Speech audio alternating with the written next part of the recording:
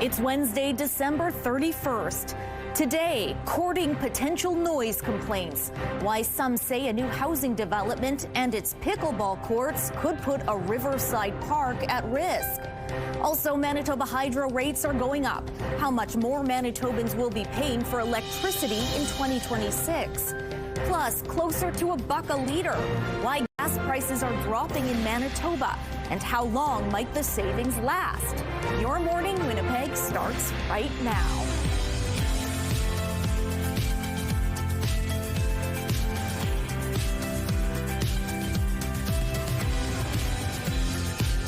Good morning, happy Wednesday, happy last day of 2025. Lots to celebrate here on Your Morning Winnipeg. I'm Catherine Dow in the chair today for Rochelle Legacy, who's enjoying some much needed time off, as is Terry Gale. So we've got Daniel Halmerson joining us on weather.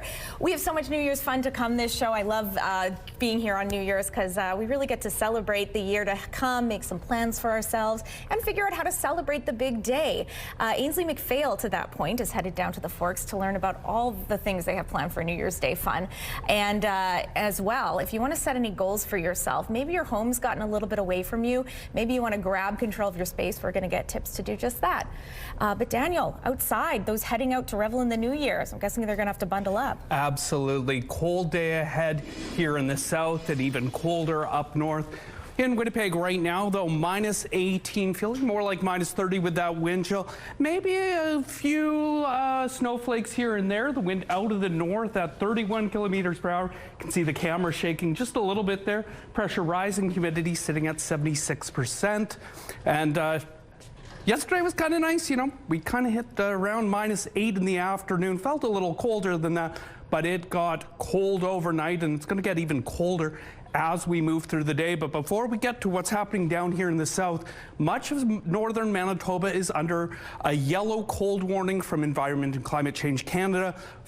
Wind chill values between minus 45 and minus 50. Risk of frostbite within minutes. And even more than that, up in Churchill is under an orange blizzard warning from Environment Canada.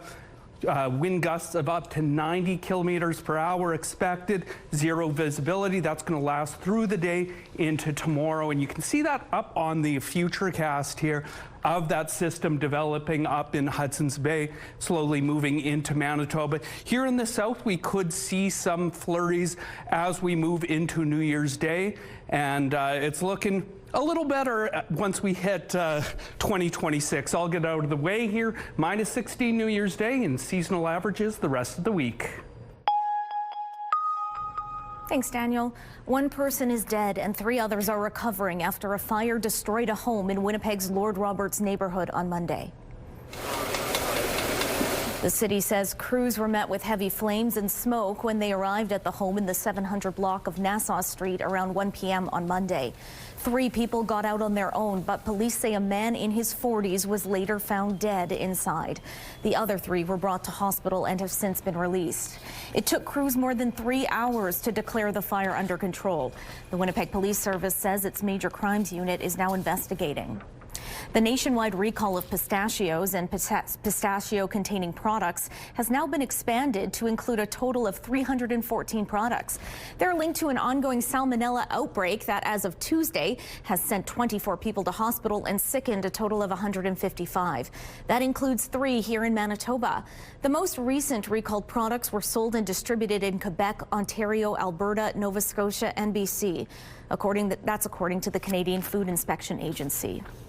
Members of the St. Vital Park Foundation are raising the alarm over a potential zoning amendment proposal that could see a brand new 4-story building built with pickleball courts next to the quiet Hentliff Park. But residents nearby say noise and privacy concerns haven't been considered. CTV's Joseph Bernacki has more on why residents aren't happy. As she looks out from her backyard, Terry Ashcroft is worried about noise close to her Norman Park doorstep. Can you imagine trying to sit in your backyard, in your house, or to sit on a bench? There's a bench just over here, and be in the park and to hear the constant to tick, to tick, to tick of the pickleball courts. Ashcroft lives on Portside Drive, and her backyard overlooks Hentelef Park. Once part of the Hentelef family farm, this 30-acre park stretches from St. Mary's Road to the Red River. She says the park has become an oasis of tranquility, set against the backdrop of more and more residential developments. This is a place where people go for walks, for peace, for quiet. Now a proposed zoning amendment to an existing development from Progressive Real Estate Group could stand in the way of that quiet space. Ashcroft says the property developers are asking for amendments which would change their original plans for townhouses into a 4-story apartment build with pickleball courts. She says the courts should be shelved in favor of nature. It would be devastating if you can see how close we are to homes. We have lots of wildlife here, and it would completely change the nature of the park. John Barodi has been coming to Hentelef Park for years. While he wants this space to be used by more people, he says there are privacy concerns if more infill continues to surround the park. We want to be able to maintain that atmosphere, that quiet, that oasis, that feeling that you can get away and meditate in the area. And when you have a lot of big buildings around, that's really difficult. City Councillor Marcus Chambers says the proposed zoning amendments will be considered by the Riel Community Committee on January 7th. Chambers says the original decision from City Council to support the development was green-lit because residents were in favor of the plan for townhouses. Now he's not sure why the change in proposal has been made to expand with the courts as an added structure. While he's not sharing his voting intention yet, he says he understands residents' wishes for the area. I want to make sure that stays in place, that this remains a passive park, and that there is quiet enjoyment for the surrounding residents. Joseph Bernacki, CTV News, Winnipeg. It's unclear whether or not these courts will be built at this time. Progressive Real Estate Group President Jeff Milnes confirmed they've heard concerns from area residents about the pickleball courts, saying that the idea was meant to be a placeholder over a children's playground that was originally intended for that location. The developer says the courts would be an amenity at large for people to share and plan to explain further at the public hearing. Canada has joined an international call to increase the aid going into Gaza. Canada is one of 10 nations that signed the statement declaring, quote, serious concerns about the renewed deterioration of the humanitarian situation in Gaza, which remains catastrophic. They are calling on Israel to open border crossings to increase the flow of aid and ensure the U.S. and other aid groups can operate there. Israel says it is suspending around 25 humanitarian organizations, including Doctors Without Borders, for failing to meet its new rules on vetting staff working inside Gaza. Recovery efforts are continuing in Jamaica following Hurricane Melissa, which made landfalls and a Category 5 storm at the end of October. Local group Global Medic is packing emergency food kits for those impacted by the hurricane. They're basically taking, rice and kidney beans and chickpeas and green peas and putting them in buckets, sealing them up. It's going to be about 20 pounds of food. We're going to skid that, put it at aircraft height, and this weekend, Air Canada's given us some cargo space down into Montego Bay, and we're going to put several hundred kits down and then be out next week handing food aid out to families in need. Global Medic says roughly 360,000 people were in need of food assistance in the immediate aftermath of the storm. The group is also packing emergency hygiene kits for people who have been displaced. At least 45 deaths have been linked to the hurricane in Jamaica. The city is looking to make it easier for people who are hard of hearing to access city services. It's put out a request for proposals for hearing loop systems at a number of public facilities. A hearing loop system is a type of technology that captures audio, in this case from a microphone used by a public-facing worker, and transmits it directly into a person's hearing aid or cochlear implant. The RFP says the city wants to begin installing them at places like the Millennium Library, police headquarters, and some rec centers. It also describes the work as a pilot project and leaves the door open to expand the system to other locations. A city spokesperson says they expect to have it in place by mid-2026. Most of the time when it snows, especially in major cities, we talk a lot about the hassle and disruptions. But sometimes you just want to take a moment to acknowledge it's actually very pretty. Let's overload zero and hide from the sun. I love you forever. We'll have some fun. A white Christmas in New York City just looks like a Christmas movie. The city just saw its heaviest snow in 4 years. Sure, it snarled traffic and delayed flights, but it also drew crowds out to Central Park to skate and toboggan and play in the fresh white snow while it lasted. Taking a look in at traffic, very quiet on this New Year's Eve morning. Not a ton of cars on the road there. But of course, if you have any traffic tips or updates to share with us, we'd love to see them. Text them to us at 10400. All right, we're checking in for the first time this morning with CTV's Ainsley McPhail. Made her way down to the Forks. Does it smell like cinnamon buns yet, Ainsley? Oh, right when you walk in. This is the best place to be in the entire world if you want to show up at 5 a.m. Maybe it's just me. Cameraman Kenny and I were chatting. It's like, what are you doing for New Year's Eve? I cannot believe we are already here. It feels like just the other day it was, I don't know, 1997. Inspiring the theme for this year's New Year's Day programming at the Forks, because it's all inspired by the 90s, early 2000s. So whether you're getting your face paint on or coming in and, you know, decorating yourself with some attire, you can fit that theme. But there's lots of other programming as well, whether it's inside or outside. They've got Pilates and yoga. They've got Learn to Skate. You could head to the Children's Museum. The Eden's Fairy Tale vignettes are available. And I'm going to tease this. The River Trail might be open very soon. We're going to find that out later on in the show. I think New Year's Eve 1997, I was watching Full House. I'm going to guess. All right. Thanks for that, Ainsley. Going up to the rooftop, Daniel, you're dressed very appropriately for the weather. I'm glad my nagging and your partner's nagging has paid off. How's it feel up there? It's awful. It is cold up here, Catherine. I hear Ainsley talk about being outside at the Forks. If you're heading down there today, tonight, tomorrow for all their New Year's Day celebrations, make sure you're bundled up. Even more than I am right now. I could use some long johns for sure, probably a scarf too. It's around -18, feeling like -31. That wind is quite cold. We got a few snowflakes. If you're out on the road, it's a little slippery with a little fresh snow this morning. And it's actually going to drop as we move through the day. -20 probably around noon. Once we hit the mid-afternoon, 3, 4 o'clock, it's going to be -24, feeling more like -36. So that risk of frostbite, again, make sure you're bundled up if you're out celebrating tonight. Now tomorrow, New Year's Day, going to be a little bit better, -16. Light snow as well, but it's still going to feel cold for a few days before we get back to our seasonal average temperatures and around -13. Don't go away. We'll be right back with more CTV Your Morning Winnipeg. When you give a child a winter coat, you give them the means to go to school on a cold day, a chance to play outside, because no child should be freezing cold. Donate to Coats for Kids, proudly sponsored by United Way Winnipeg and CTV. Welcome back at 6:15. Turning now to that major power outage that prompted a state of emergency in one northern community. Manitoba Hydro now expects power will be restored for Pimicikamak Cree Nation by 6 p.m. Thursday. Our crews are making every effort to restore power as safely and quickly as possible. Really difficult location and terrain, though. We're talking about a 1,000-foot stretch of cable running between two islands in the Nelson River. So just reaching it safely using helicopters, very weather dependent. It's going to take time, unfortunately.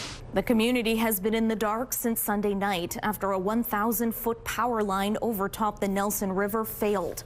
Hydro workers with specialized equipment began arriving Monday night. The Crown Utility says they managed to clear a road to the affected area Tuesday. It says the restoration time depends on having weather safe enough for helicopters. And Pimicikamak Cree Nation declared a state of emergency in the hours after the outage happened and has set up warming and support centers for residents, while others had to be evacuated to Thompson. This, according to online statements from Chief David Monius, who also warned about the dire situation facing his community. Monius said water tanks are beginning to freeze and people will soon lose access to potable water. He says many people are still inside their homes and are using candles and generators for heat and light, increasing the risk of fire. He added the community ran out of fuel for those generators, but more is being trucked in. Some 600 more generators were expected to arrive Tuesday. CTV News has reached out to Chief Monius for more information, but we are still waiting to hear back. And speaking of Manitoba Hydro, the Public Utilities Board has approved a rate increase beyond what the Crown Corporation was asking for. The PUB has ordered a 4% interim general rate increase effective January 1st. That's tomorrow, I guess. Hydro was asking for a 3.5% bump, but the PUB says ongoing drought conditions have punched a $625 million hole in the utility's finances, and the larger increase is necessary to protect its financial stability.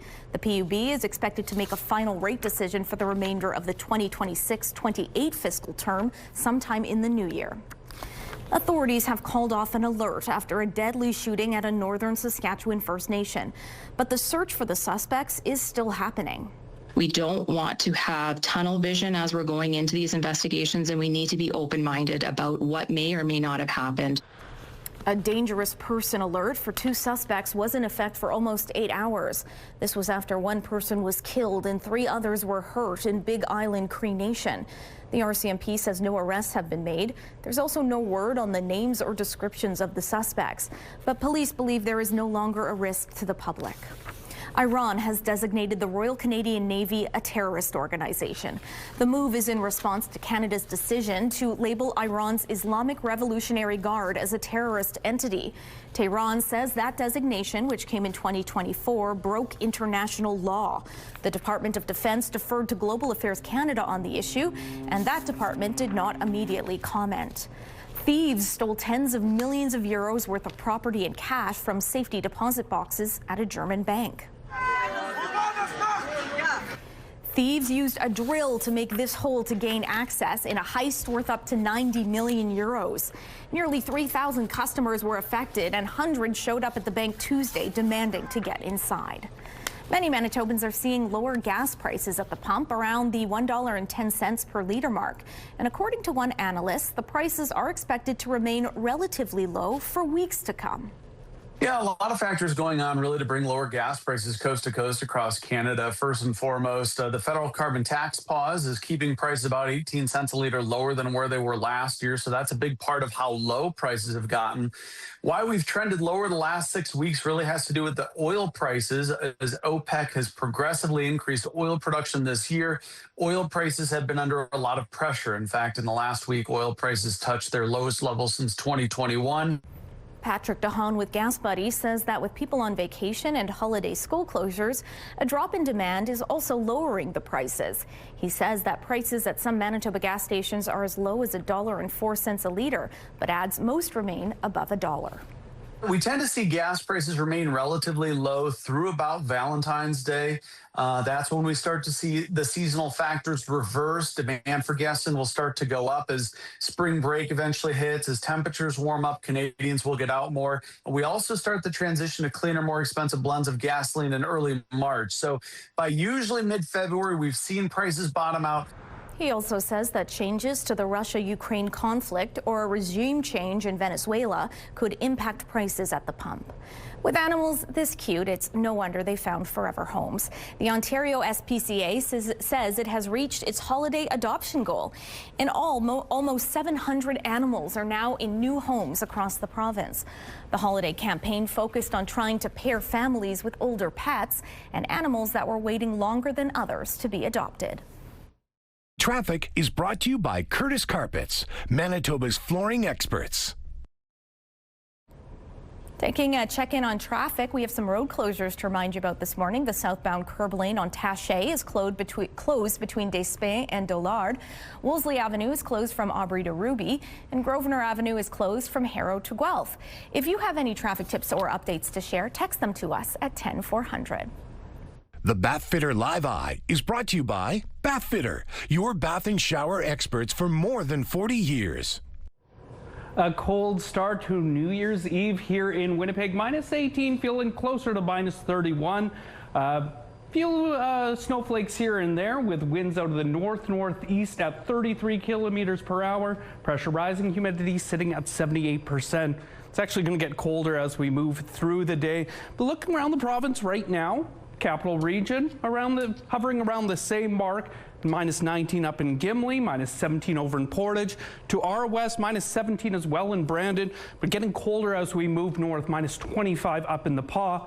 and even colder in northern Manitoba. Of course, that entire region is under a yellow cold warning from Environment and Climate Change Canada today, with wind chill values -45 to -50. Up in Churchill, -29 right now, under an orange blizzard warning as well for the next 24 hours or so.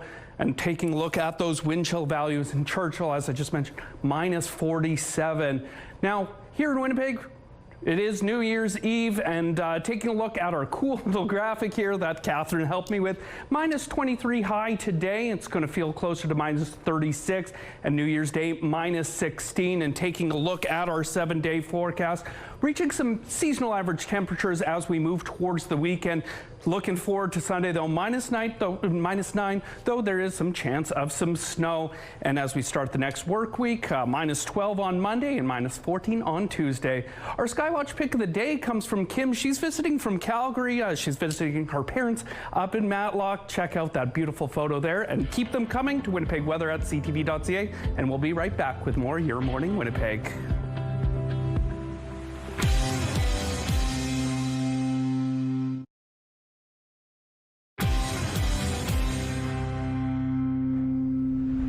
The war between Russia and Ukraine was the focus of a virtual meeting Tuesday of leaders from Europe and Canada. Prime Minister Carney posted this on X yesterday, saying, quote, "I spoke with European leaders this morning on the latest efforts to advance Ukraine's security and recovery. We support the efforts of President Trump and President Zelensky to reach a negotiated settlement, and we stand ready to provide robust security guarantees for a just and lasting peace in Ukraine." Poland's prime minister says peace is on the horizon, but added it is still far from 100% certain. The FBI says millions of dollars worth of motorcycles have been seized by Mexican authorities, and investigators say they are linked to a Canadian alleged drug kingpin named Ryan Wedding. CTV's Judy Trin reports. Dozens of high-powered motorcycles worth an estimated $40 million seized in a joint operation by Mexican authorities, the FBI, the RCMP, and Los Angeles Police. Authorities say the collection belongs to Canadian fugitive Ryan Wedding. Each bike contains valuable clues. Determining the flow of his supply, the flow of, his income, his drug supplies, his narcotics, of how it's being transported. Earlier this month, the FBI released a new photo of Wedding. It's believed the former Olympic snowboarder is being hidden by the Sinaloa cartel. Sinaloa has been undergoing a real attack on their power and their ability to protect Wedding, consequently, is starting to crumble. Analysts say that after the Trump administration declared drug cartels terrorist organizations, Mexico increased its efforts to ferret out Wedding, prompted by watching the U.S. attack Venezuelan drug boats. This is something they would not have done before the United States declared that the cartels were terrorist groups, because they didn't have to. But now they feel the threat of the possible attack by the United States. About 30 associates of Wedding have already been arrested, including Wedding's Toronto lawyer, Deepak Paradkar, accused of counseling suspects to murder an informant. The U.S. wants him extradited. Paradkar was granted bail last week because of health concerns. Obviously, we see in the movies, and it's true, they are going to, take out, execute, kill any individual who could potentially become an FBI informant. If they're under investigation, they're being extradited to the United States, that's a risk to them. Ryan Wedding has been on the run since 2015. Not only is he considered the biggest cocaine trafficker in Canada, he's also accused of at least 4 murders in Ontario. The FBI is offering $15 million for information that could lead to his arrest and conviction.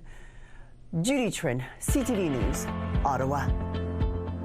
Your Morning Winnipeg. Coffee is brought to you by Robin's Donuts, your favorite stop.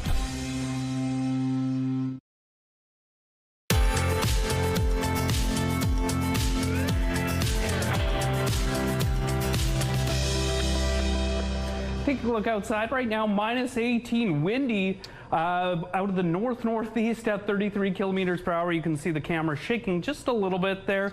Maybe a little bit of light snow falling here and there with the pressure rising, the humidity sitting at 78%. It's heating up in the studio, though. We're talking about the Stranger Things finale coming out and some very mixed reviews on the latest episodes. And it's a perfect day and night to maybe stay in and watch something like Stranger Things because it's going to be cold. And speaking cold, northern Manitoba is under a yellow cold warning from Environment and Climate Change Canada this morning and through today. And Churchill's also under a blizzard warning. In that region, we could see wind chill values around -50, so please bundle up. As for here in Winnipeg, reaching about -20 early in the afternoon. It's actually going to dip down to around -24 by 3 o'clock. Wind out of the northwest at 20, gusting up to 40. That's going to die off a little bit, and that light snow as well, giving way to those extreme cold temperatures. And much of the same tonight, -23 to ring in the new year. Lighter winds, light snow as well. And waking up in 2026, high -16 with, again, light winds and a chance of some light snow. And as we look over the next few days, -15 on Friday. Now the sun coming out on Saturday, -14. And Sunday, chance of some snow and a high of -9. Thank you, Daniel. A Selkirk man is facing several charges in Ontario following a police investigation into the alleged movement of drugs from Winnipeg to Kenora. Ontario Provincial Police says the investigation led them to attempt to stop a vehicle on Highway 17 near Kenora earlier this month. The driver refused to pull over, but police say they were able to find them at a home in Keewatin. A search of the home allegedly turned up several hundred grams of suspected cocaine, crack cocaine, psilocybin, and packaging materials. A 50-year-old man is facing charges, including possession for the purpose of trafficking and flight from police. 2 more drivers were slapped with an immediate roadside suspension as the Winnipeg Police Service continues its holiday check stop program. Police say between December 21st and 28th, 272 drivers were stopped. That is a little more than 900 fewer than the previous week. 10 drivers were found to be under the influence of drugs or alcohol, down 36 from the previous week, and 8 drivers registered a worn reading on a roadside test. The check stop program will continue into New Year's Eve. More than a decade after it vanished without a trace, the search is resuming for Malaysia Airlines Flight 370 and its more than 200 passengers, including a Canadian couple. Now advanced underwater drones are being used to try and get some answers. CTV's John Venavelli-Rao has more. The newest search is taking place far out off the coast of Western Australia, with Ocean Infinity, a British-American deep-sea robotics company, using underwater drones that can dive up to 6 kilometers below the surface in the hopes of finally finding Malaysian Airlines 370. There's reason to be hopeful. They're using the newest technology. They're at a good time of year, and they know where they have searched previously. The Boeing 777 jet took off in 2014 on a flight from Kuala Lumpur to Beijing. On board more than 200 passengers, including this pair of Canadians. The last thing heard from the plane was sent to air traffic control 38 minutes into the flight. Radar showed the jet made a sudden turn to the west, then south over the Indian Ocean, never to be seen again. Though debris washed ashore on a French island and along Africa's east coast. For relatives of the missing, not knowing what happened for the last 11 years has been agonizing. There were theories about pilot suicide, a fire, or hijacking, but nothing's ever been proven. Zhang Hu lives in Beijing. His mother was on the plane. He says finding that jet, his loved one, and the truth are things he must do in his lifetime. Previous searches, including by Ocean Infinity, were all fruitless. But now the company's zeroing in on 15,000 square kilometers of seabed. They're looking at just 15,000 square kilometers compared to 250,000 square kilometers that they already searched. So they seem to think that they have a good idea that it's here. Still, it's not clear why the company is searching that area now, with it only getting paid if the wreckage is discovered. As for the plane's black boxes, even after being underwater for more than a decade, experts say if found, the data on them should be retrievable. John Venavelli-Rao, CTV News, Toronto. A new state law in New York will require some social media platforms to display warning labels about their potential harm to the mental health of young users. Inked by New York's governor, it will specifically target those with infinite scrolling, autoplay, and algorithm feeds. It comes after Australia imposed a social media ban for children under 16. New York is joining states like California and Minnesota that have similar social media laws. It's New Year's Eve, and New Year's Day is, of course, tomorrow. That means some closures, reduced hours, and service disruptions to tell you about. Liquor marts in Brandon and Winnipeg are open 9 a.m. to 7 p.m. today and are closed tomorrow.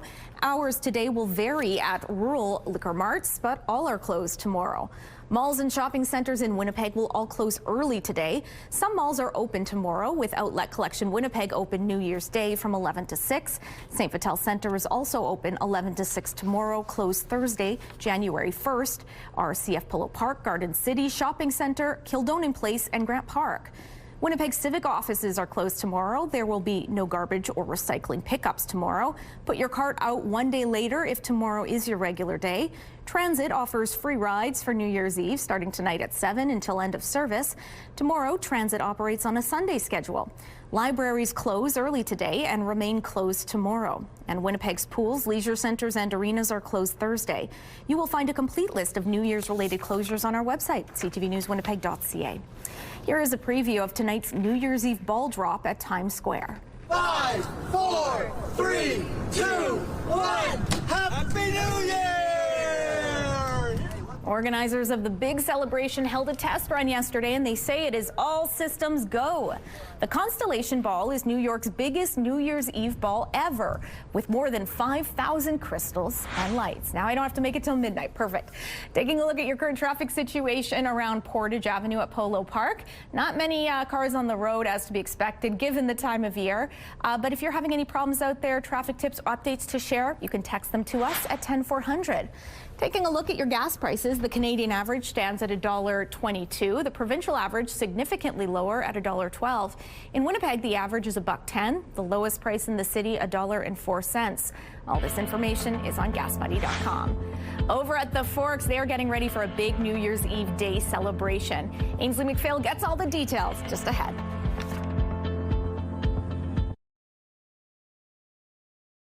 Weather is brought to you by Blinds Are Beautiful. Our new Hunter Douglas showroom is at 900 Lorimer. Well, it's a cold start to New Year's Eve here in Winnipeg.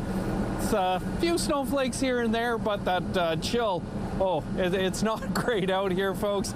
You don't need to leave the house this morning. Don't. And this afternoon, even worse. It's getting down to around minus 24 later in the afternoon. The wind chill values are going to feel more like minus 36. So I know a lot of people heading out for New Year's, myself included, but you may have to drag me out of the house tonight to get away from these temperatures. And it's cold throughout the province and expected to be very cold up north today with some warnings from Environment Canada. Tomorrow, New Year's Day, getting closer to seasonal average. Around the seasonal average is minus 13. Tomorrow, minus 16. Maybe a bit more light snow. And as we head towards the weekend, we should see temperatures kind of even off for a few days. But for now, stay warm, grab another coffee, and let's check in with Ainsley over at the Forks. I hope she's warm there. You look very nice and cozy, matching toques. You got your sweater on, I got my parka, and there's plenty happening at the Forks tomorrow, Ainsley. Tell us a little bit about that. Yep, people are gearing up for the New Year's Day. New Year's Eve programming happening throughout the city, but at the Forks, tons to do on the very first day of 2026. Blair Milistrovich joins us now to tell us all about what people can expect indoors, outdoors, whatever you need here at the Forks. Like the greatest thing on New Year's Day, it's going to be a free, family-friendly event. So there's going to be a drag brunch, there's going to be face painting, there's going to be learning to skate outside. We're also having a theme of Y2K, like late 90s, early 2000s, which is just the music will be inspired by that and the entertainment, but we're also asking people to dress up in that kind of style just to create a fun little atmosphere for people for the day. Something that I saw that I thought was interesting is that there's workouts inside too, Pilates and yoga. How does that all go down? Well, I think the biggest thing is what happens also on New Year's Day for us is that we start the Learn to Winter program, which is a way for people to get out and enjoy winter maybe in a different way or learn a new skill. And those workouts will also carry through over the weekends until February, to the end of February. But yeah, we have in our event space, we're going to have yoga and good workouts so you can, that New Year's resolution, you can start right here at the Forks for getting in shape. Or learning a new skill outside. Well, exactly. Like the Learn to Skate is going to be a great program. We already see people out there every day just helping each other. So I think it's a great opportunity to hit the ice with gorgeous surroundings. And if you take a tumble, you can come back in here, sit down with a warm drink, and then recoup to go back out. Oh man, I want a drink. I want some food. Kenny and Kenny definitely is going to get himself a cinnamon roll. But there's also great food options both sides of it, in and outside. Oh yeah, so we have lots of options on the site in general. You can come down and get some nice spicy dumplings at Aroma, or you can go sit down and have a really nice meal at Colleen. There's just so many things to do at the Forks, inside and outside. We're just excited to offer this opportunity for people to, if they didn't celebrate New Year's Eve, they can celebrate New Year's Day. Thank you so much. And yeah, you mentioned Colleen. I haven't even tried it yet. I hear they make homemade cheese in there. It's not even 7 a.m. I'm going to have to go in and poke my nose. We'll see you guys after this break.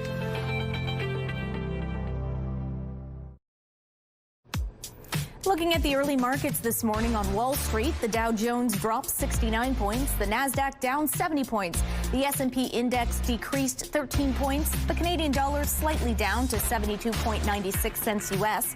Overseas, the Hang Seng is 224 points lower, and the Nikkei lost 187 points. Welcome back. Iran has designated the Royal Canadian Navy a terrorist organization. The move is in response to Canada's decision to label Iran's Islamic Revolutionary Guard as a terrorist entity. Tehran says that designation, which came in 2024, broke international law. The Department of Defense deferred to Global Affairs Canada on the issue, and that department did not immediately comment. The flu season and bad weather are combining to drive up emergency calls in Montreal. So for those people who have a common cold, light respiratory symptoms, a baby who has a fever, you're not sure what to do, call 811. Call 811 before going to the emergency room. Emergency responders reported its second highest call volume on Monday. The service says there were about 1,300 calls. A quarter of them were related to people who fell because of the freezing rain. Emergency departments across the province are also overwhelmed, with the occupancy rate at 135% this week. Every new year, people resolve to eat more healthy food. Mandy Gaither has the top food trends for 2026. Move over, cottage cheese. There are some new it foods in town. There are things that trend and ebb and flow. Registered dietitian Julia Sumpano with Cleveland Clinic says the first new food trend she expects to see in 2026, more mushrooms. Mushrooms such as reishi and lion's mane can help with stress. They're considered adaptogens, and you'll find them in things like coffee and drinks and added into protein shakes. Zumpano says mushrooms are very healthy and a good source of B vitamins, selenium, fiber, and potassium. She says they can also support a healthy immune system, brain, heart, and gut. Speaking of gut health, Zumpano expects it to continue to be a big trend next year, too. Gut-friendly foods such as resistant starches and probiotics and prebiotics, I think will still be a very strong foundation of health trends in 2026. GLP-1 weight loss medications are driving the next trend. Zumpano says to expect smaller portion sizes in the new year as those on the medicine have a decreased appetite, and expect protein to still be a big trend, but she expects people to move more toward balanced meals with an emphasis on protein, but also adding in fiber. And finally, a focus on omega-3s. They're support brain health. They help reduce inflammation. They're found in fatty fish and certain nuts and seeds. For Health Minute, I'm Mandy Gaither.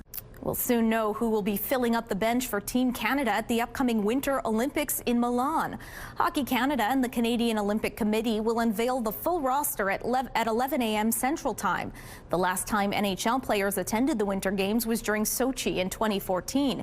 So far we know Sidney Crosby, Connor McDavid, Nathan McKinnon, Sam Reinhart, Brady Point and Cale Makar will be representing Canada in February. Last time we saw Canada on the ice was during the Four Nations face-off back in February. McDavid scored the winning goal in overtime against the U.S., locking in the championship win. McKenna, in comes McKenna! Oh, the movie scores! A hat trick heard around the country. Team Canada is looking to create that magic again tonight against Finland at the World Juniors. Right now they're 3 for 3 after crushing Denmark 9-1 Monday night. So if you're looking for something to watch New Year's tonight, the puck drops at 7:30 p.m. tonight on TSN and here on CTV. Some road closures to tell you about this morning. The southbound curb lane on Taché is closed between Despins and Dollard. Wolseley Avenue is closed from Aubrey to Ruby, and Grosvenor Avenue is closed from Harrow to Guelph. If you have any traffic tips or updates to share, be sure to text them to us at 10400. Cold start to your day here in Winnipeg, -18, closer to -31 with the wind chill. A few light flurries here and there. The wind out of the north-northeast at 33 kilometers per hour. Pressure's rising, humidity sitting at 78%. With Team Canada, let's hope we see a few Jets players on that roster. A good chance for a couple of them at least. As for the weather today, it's going to be cold, folks, and it's going to be cold overnight into New Year's as well. Taking a look around the province today up north under a cold warning from Environment and Climate Change Canada. -27 high in Churchill today. That Churchill's under a blizzard warning as well, with wind gusts expected up to 90 kilometers per hour and zero visibility. Keep an eye on that throughout the day. And Thompson -27. Again, you're going to see those cold wind chills throughout that region and in parts of the northwest as well. -29 high in Lynn Lake today. They're going to see a lot of sunshine, but that's what comes with the cold. In the Palm, -24 under partly cloudy skies. To our west, -16 in Brandon, partly cloudy, -19 up in Dauphin, and -21 in Flin Flon. Now here in Winnipeg, high -20 this afternoon, going to drop down actually closer to -24. Similar throughout the rest of the region as well, as the cold just won't go away today. And just over the border in northwest Ontario, much of the same, -17 in Dryden. And a quick look at your 7-day forecast, -16 on New Year's Day, -14 on Saturday with a little bit of sunshine. Thanks, Daniel. It's a time of year to look back on the best and worst of 2025. That includes 911 calls. CTV's Andrew Johnson has a look at the most unusual and downright silly supposed emergencies in Vancouver. Do you need police, fire, or ambulance? At British Columbia's busiest 911 dispatch center, every call could involve a life or death situation. We can have anything like stabbings or shootings, assaults, very high priority calls. And every call could also be a big waste of time. Okay, so you landed at the airport and then you're trying to get into your Airbnb, but the door is locked. Are you safe right now? Okay, well, unfortunately, because it's not an emergency, we won't be able to assist you with it. ECOM in BC handles more than 2 million 911 calls per year. Its target is to answer 95% of those calls within 5 seconds. 911. So they'd rather you not call if someone stole your parking spot. Sorry, so you're calling 911 because you wanted to take a parking spot, but somebody else took your parking spot, but then you saw that this person wasn't going into Starbucks, they were actually using that parking spot to go into Fraser Mart. Don't like your haircut? Take it up with your stylist. What are you wanting police to do? If you're being harassed by a hornet, call the exterminator, not 911. Okay, are you, safe, I guess, besides the hornet being there?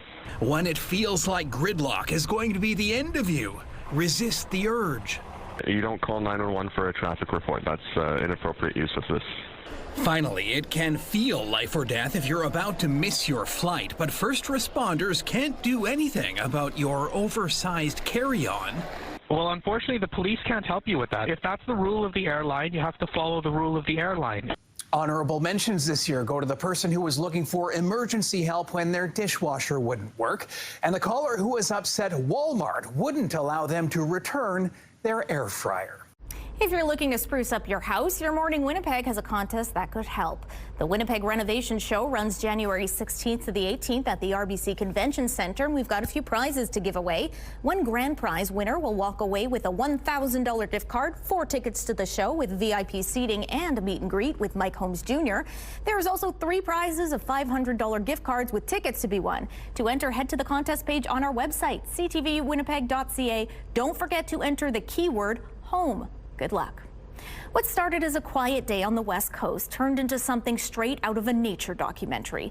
A local diver was testing a new camera when the ocean delivered an unforgettable surprise, and it was all caught on camera.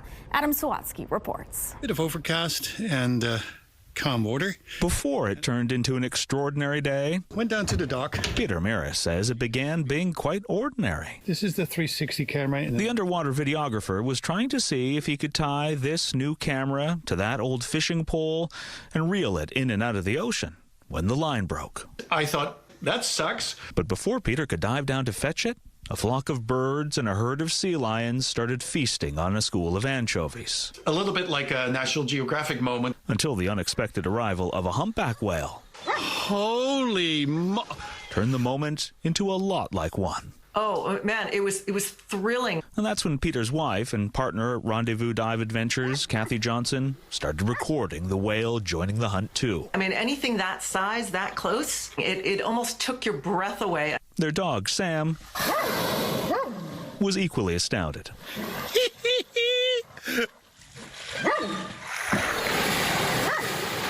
And after 2 hours of watching in wonder what was unfolding above the water, Peter retrieved that camera that had sunk and was shocked to see what had been recorded under it. And we're going like, oh my Lord, this is a once in a lifetime. We just burst with glee, you know? Watched it over and over again just because we couldn't believe what we were seeing. And while the couple was struck by how gracefully and thoughtfully the big whale swam around their dock in such shallow water, they were also filled with gratitude that fishing rod experiment ultimately failed. Failure is just another step towards success. So why get frustrated when things don't go according to plan, they say? Because you just might find things turn out even better than you could have conceived. One way to get amazing things is if you take the risk. And so you got to try and try because you just never know. Adam Sawatsky, CTV News. Looking at Provencher Bridge this hour, fairly quiet in terms of those traffic volumes. We'll have more updates from the roads, plus news and weather still to come. It's Wednesday, December 31st. Today, unhappy residents. Why a Winnipeg group is concerned over proposed pickleball courts. Plus, staying in the loop, how Winnipeg is looking to improve accessibility of city services. And prices at the pump. Why Manitobans are seeing lower gas prices. Your Morning Winnipeg starts right now.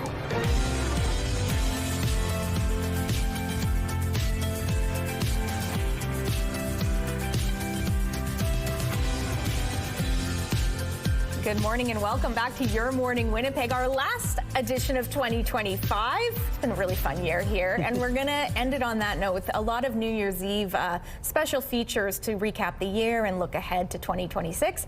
Ainsley McPhail's at the Forks learning about celebrations there. And then coming up at this hour, we're going to be joined by a makeup artist. I have a few things to learn, as evidenced by you seeing my face every morning on the screen.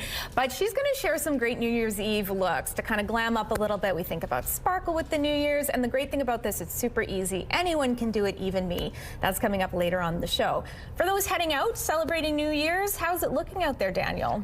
Quite cold, Catherine, and it's throughout the entire province as well. Here in Winnipeg, minus 18, feeling closer to minus 31, with the wind out of the north-northeast at 33 kilometers per hour. Bit of light snow here and there. Pressure rising, humidity sitting at 78%. Cold is the theme of the day throughout much of Manitoba. Taking a look at the Skywatch forecast, a little bit here and there, a little snow as I mentioned. That should taper off as we move through the day. But let's talk about northern Manitoba. Environment and Climate Change Canada has issued yellow cold warnings for much of the north. That's going to come with 45 to 50 minus 45 to minus 50 wind chill values, frostbite within minutes, so bundle up there, folks. And in Churchill, also under a blizzard warning for the next 24 hours or so, blowing snow, zero visibility, so keep safe up there. As for here in Winnipeg and much of southern Manitoba, tapering off in terms of the snow, but the cold is going to stick around for the rest of the day.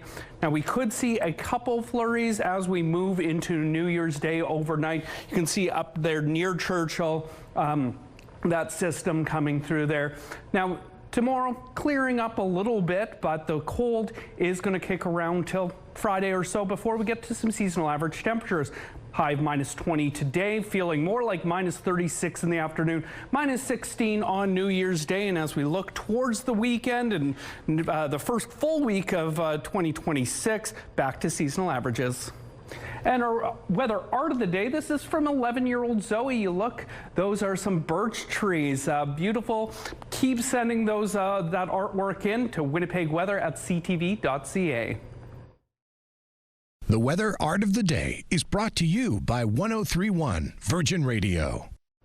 Members of the St. Vital Park Foundation are raising the alarm over a potential zoning amendment proposal that could see a brand new 4-story building built with pickleball courts next to the quiet Hendcliffe Park. But residents nearby say noise and privacy concerns haven't been considered. CTV's Joseph Bernacki has more on why residents aren't happy. As she looks out from her backyard, Terry Ashcroft is worried about noise close to her Norman Park doorstep. Can you imagine trying to sit in your backyard, in your house, or to sit on a bench? There's a bench just over here, and be in the park and to hear the constant tick, tick of the pickleball courts. Ashcroft lives on Portside Drive, and her backyard overlooks Hendcliffe Park. Once part of the Hendcliffe family farm, this 30-acre park stretches from St. Mary's Road to the Red River. She says the park has become an oasis of tranquility, set against the backdrop of more and more residential developments. This is a place where people go for walks, for peace, for quiet. Now a proposed zoning amendment to an existing development from Progressive Real Estate Group could stand in the way of that quiet space. Ashcroft says the property developers are asking for amendments which would change their original plans for townhouses into a 4-story apartment build with pickleball courts. She says the courts should be shelved in favor of nature. It would be devastating if you can see how close we are to homes. We have lots of wildlife here, and it would completely change the nature of the park. John Barodi has been coming to Hendcliffe Park for years. While he wants this space to be used by more people, he says there are privacy concerns if more infill continues to surround the park. We want to be able to maintain that atmosphere, that quiet, that oasis, that feeling that you can get away and meditate in the area. And when you have a lot of big buildings around, that's really difficult. City Councillor Marcus Chambers says the proposed zoning amendments will be considered by the Riel Community Committee on January 7th. Chambers says the original decision from City Council to support the development was green-lit because residents were in favor of the plan for townhouses. Now he's not sure why the change in proposal has been made to expand with the courts as an added structure. While he's not sharing his voting intention yet, he says he understands residents' wishes for the area. I want to make sure that stays in place, that this remains a passive park, and that there is quiet enjoyment for the surrounding residents. Joseph Bernacki, CTV News, Winnipeg. It's unclear whether or not these courts will be built at this time. Progressive Real Estate Group President Jeff Milnes confirmed they have heard concerns from residents about the pickleball courts, saying that the idea was meant to be a placeholder over a children's playground that was originally intended for that location. The developer says the courts would be an amenity at large for people to share and plan to explain further at the public hearing. The City of Winnipeg is looking to make it easier for people who are hard of hearing to access municipal services. It's put out a request for proposals for hearing loop systems at a number of public facilities. A hearing loop system is a type of technology that captures audio, in this case from a microphone used by a public-facing worker. Then it transmits it directly into a person's hearing aid or cochlear implant. The RFP says the city wants to begin installing them at places like the Millennium Library, police headquarters, and some rec centers. It also describes the work as a pilot project and leaves the door open to expand the system to other locations. A city spokesperson says they expect to have it in place by mid-2026. Thieves stole tens of millions of euros worth of property and cash from safety deposit boxes at a German bank. Thieves used a drill to make this hole to gain access in a heist worth up to 90 million euros. Nearly 3,000 customers were affected, and hundreds showed up at the bank Tuesday demanding to get inside. Many Manitobans are seeing lower gas prices at the pump around the $1.10 per liter mark. And according to one analyst, the prices are expected to remain relatively low for weeks to come.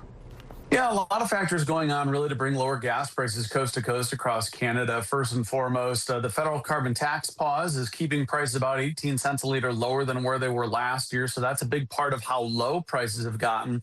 Why we've trended lower the last 6 weeks really has to do with the oil prices, as OPEC has progressively increased oil production this year.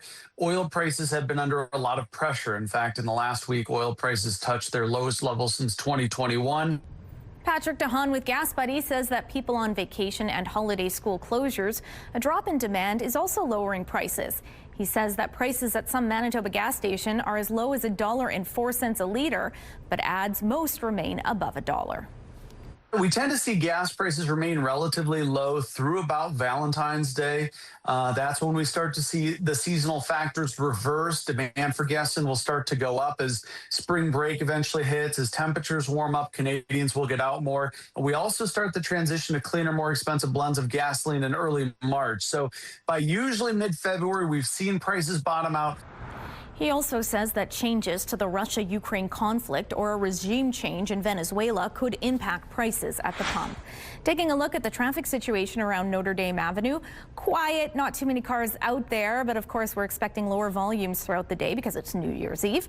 But if you have any traffic tips or updates to share, text them to us at 10400.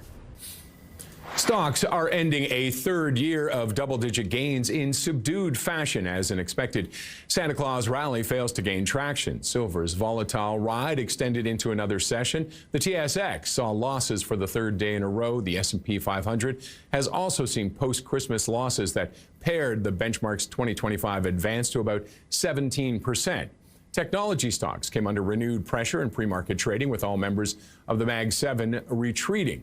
Investors have reaped strong returns in a market that's been powered by optimism about the vast economic potential of artificial intelligence.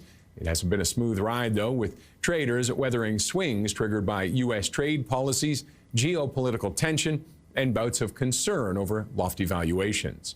Warner Brothers Discovery Inc. plans to once again reject a takeover bid by Paramount Skydance after the rival media company amended the terms of its offer, according to people familiar with the company's thinking.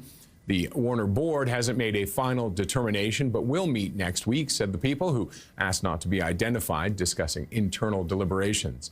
Among the board's concerns, Paramount has yet to increase its offer, which Warner Brothers earlier rejected as inferior to one from Netflix. Those are your morning business headlines for the last day of 2025. For BNN Bloomberg, I'm Roger Peterson. CTV's Ainsley McPhail is ringing in the New Year's at the Forks. They've got lots on the go for New Year's Day. How's it going down there, Ainsley? Oh, quiet right now, but I know that tomorrow it's going to be jam-packed with activities and events for folks to celebrate the very first day of 2026. Now, the theme is early 2000s, late 90s, so slap on that attire if you get the chance, but also enjoy the great food options in and outside, and some of the physical options, too. They're getting people, I know. Kenny does not look impressed. This is cameraman Kenny behind the camera. Okay, hurry it up, speed it up. But you can learn to skate outside. You can do Pilates inside. There is a drag show. What else? Oh, you can enjoy the Eaton's Fairy Tale vignettes. They're still on. And I wanted to break some news to you guys this morning, or give you a little tip. The river trail, yeah, it's going to be open tomorrow. You heard it here first. You heard it here first, and you're going to hear it again later on in the show. I'd ask cameraman Kenny to attempt that move on camera. I don't think he'd look as good as you did, Ainsley. So turn that frown upside down. Look at that form. Wonderful. Okay, we'll get more details later. The river trail becoming opening, so exciting. I imagine, though, those who are heading out are going to want to bundle up, Daniel. Well, I'm trying to do this move as well. Not working out well, but river trail such exciting news here in Winnipeg. A few of my friends actually work on that crew. I know the hard work they put in every year to get that river trail open. Now, if you are going to be skating tomorrow, make sure you're dressed for the weather. I shouldn't have to tell you twice, but it's a cold couple days here in Winnipeg. Minus 20 this afternoon, actually dipping closer to minus 24 late in the afternoon. Going to feel closer to minus 36 with the wind chill. Those temperatures are going to last throughout the night, with wind chill values remaining in the minus 30s. Chance of some light snow to start 2026 as well.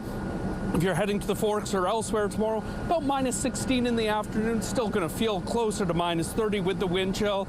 And luckily, though, Friday and into the weekend, back to seasonal average temperatures in the low minus teens. But for today, stay warm, folks. It's a cold one out here.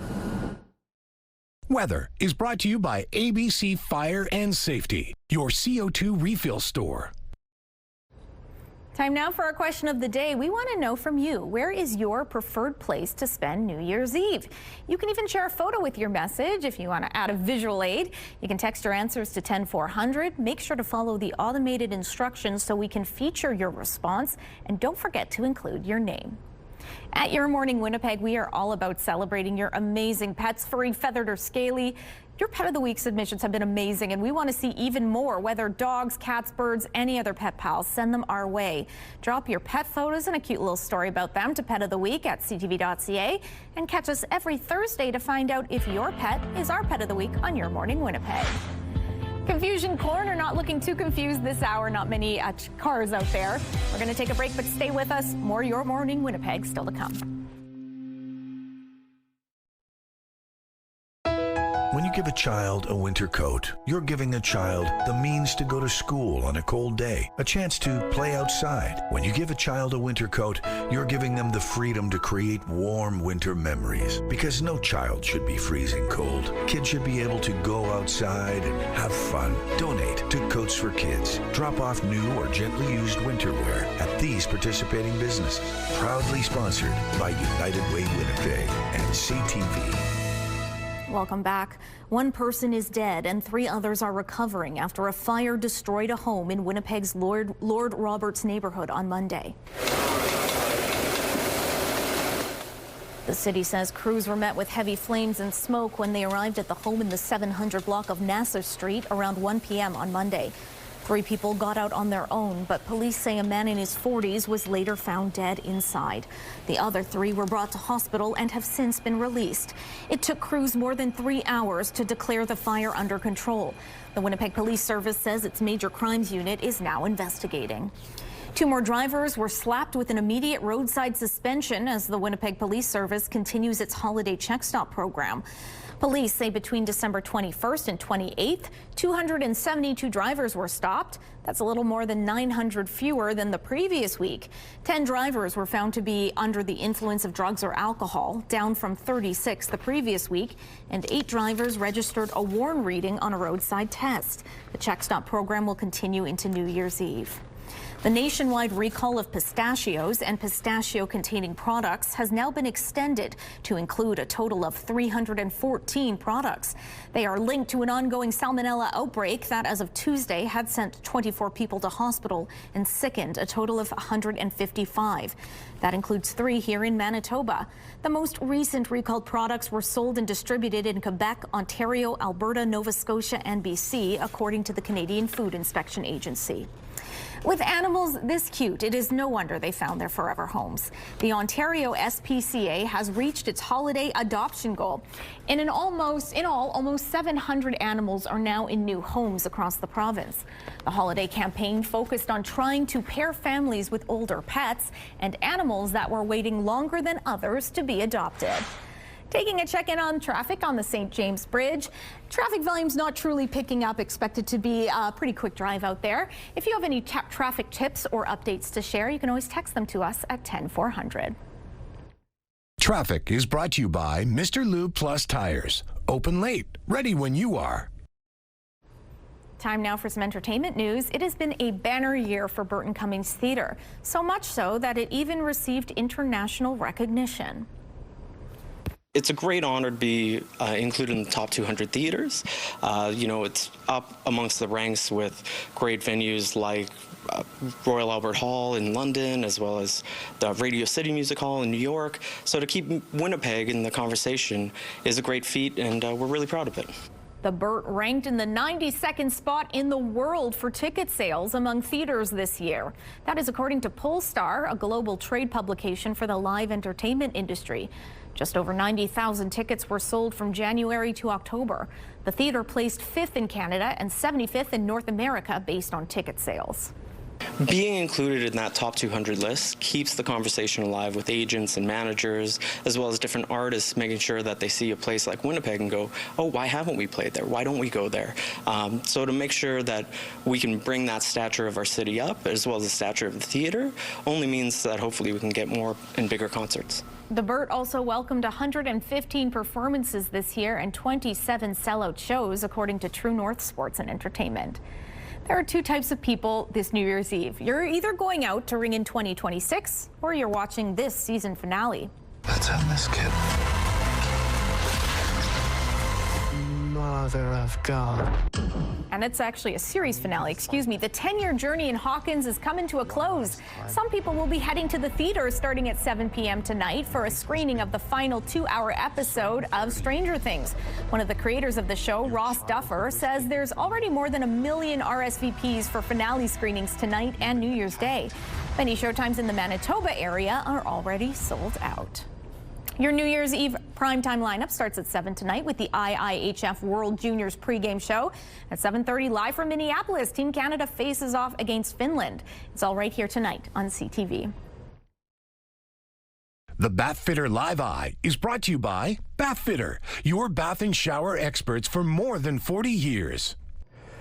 We're ending 2025 on a cold one, minus 19 in Winnipeg right now, feeling closer to minus 30.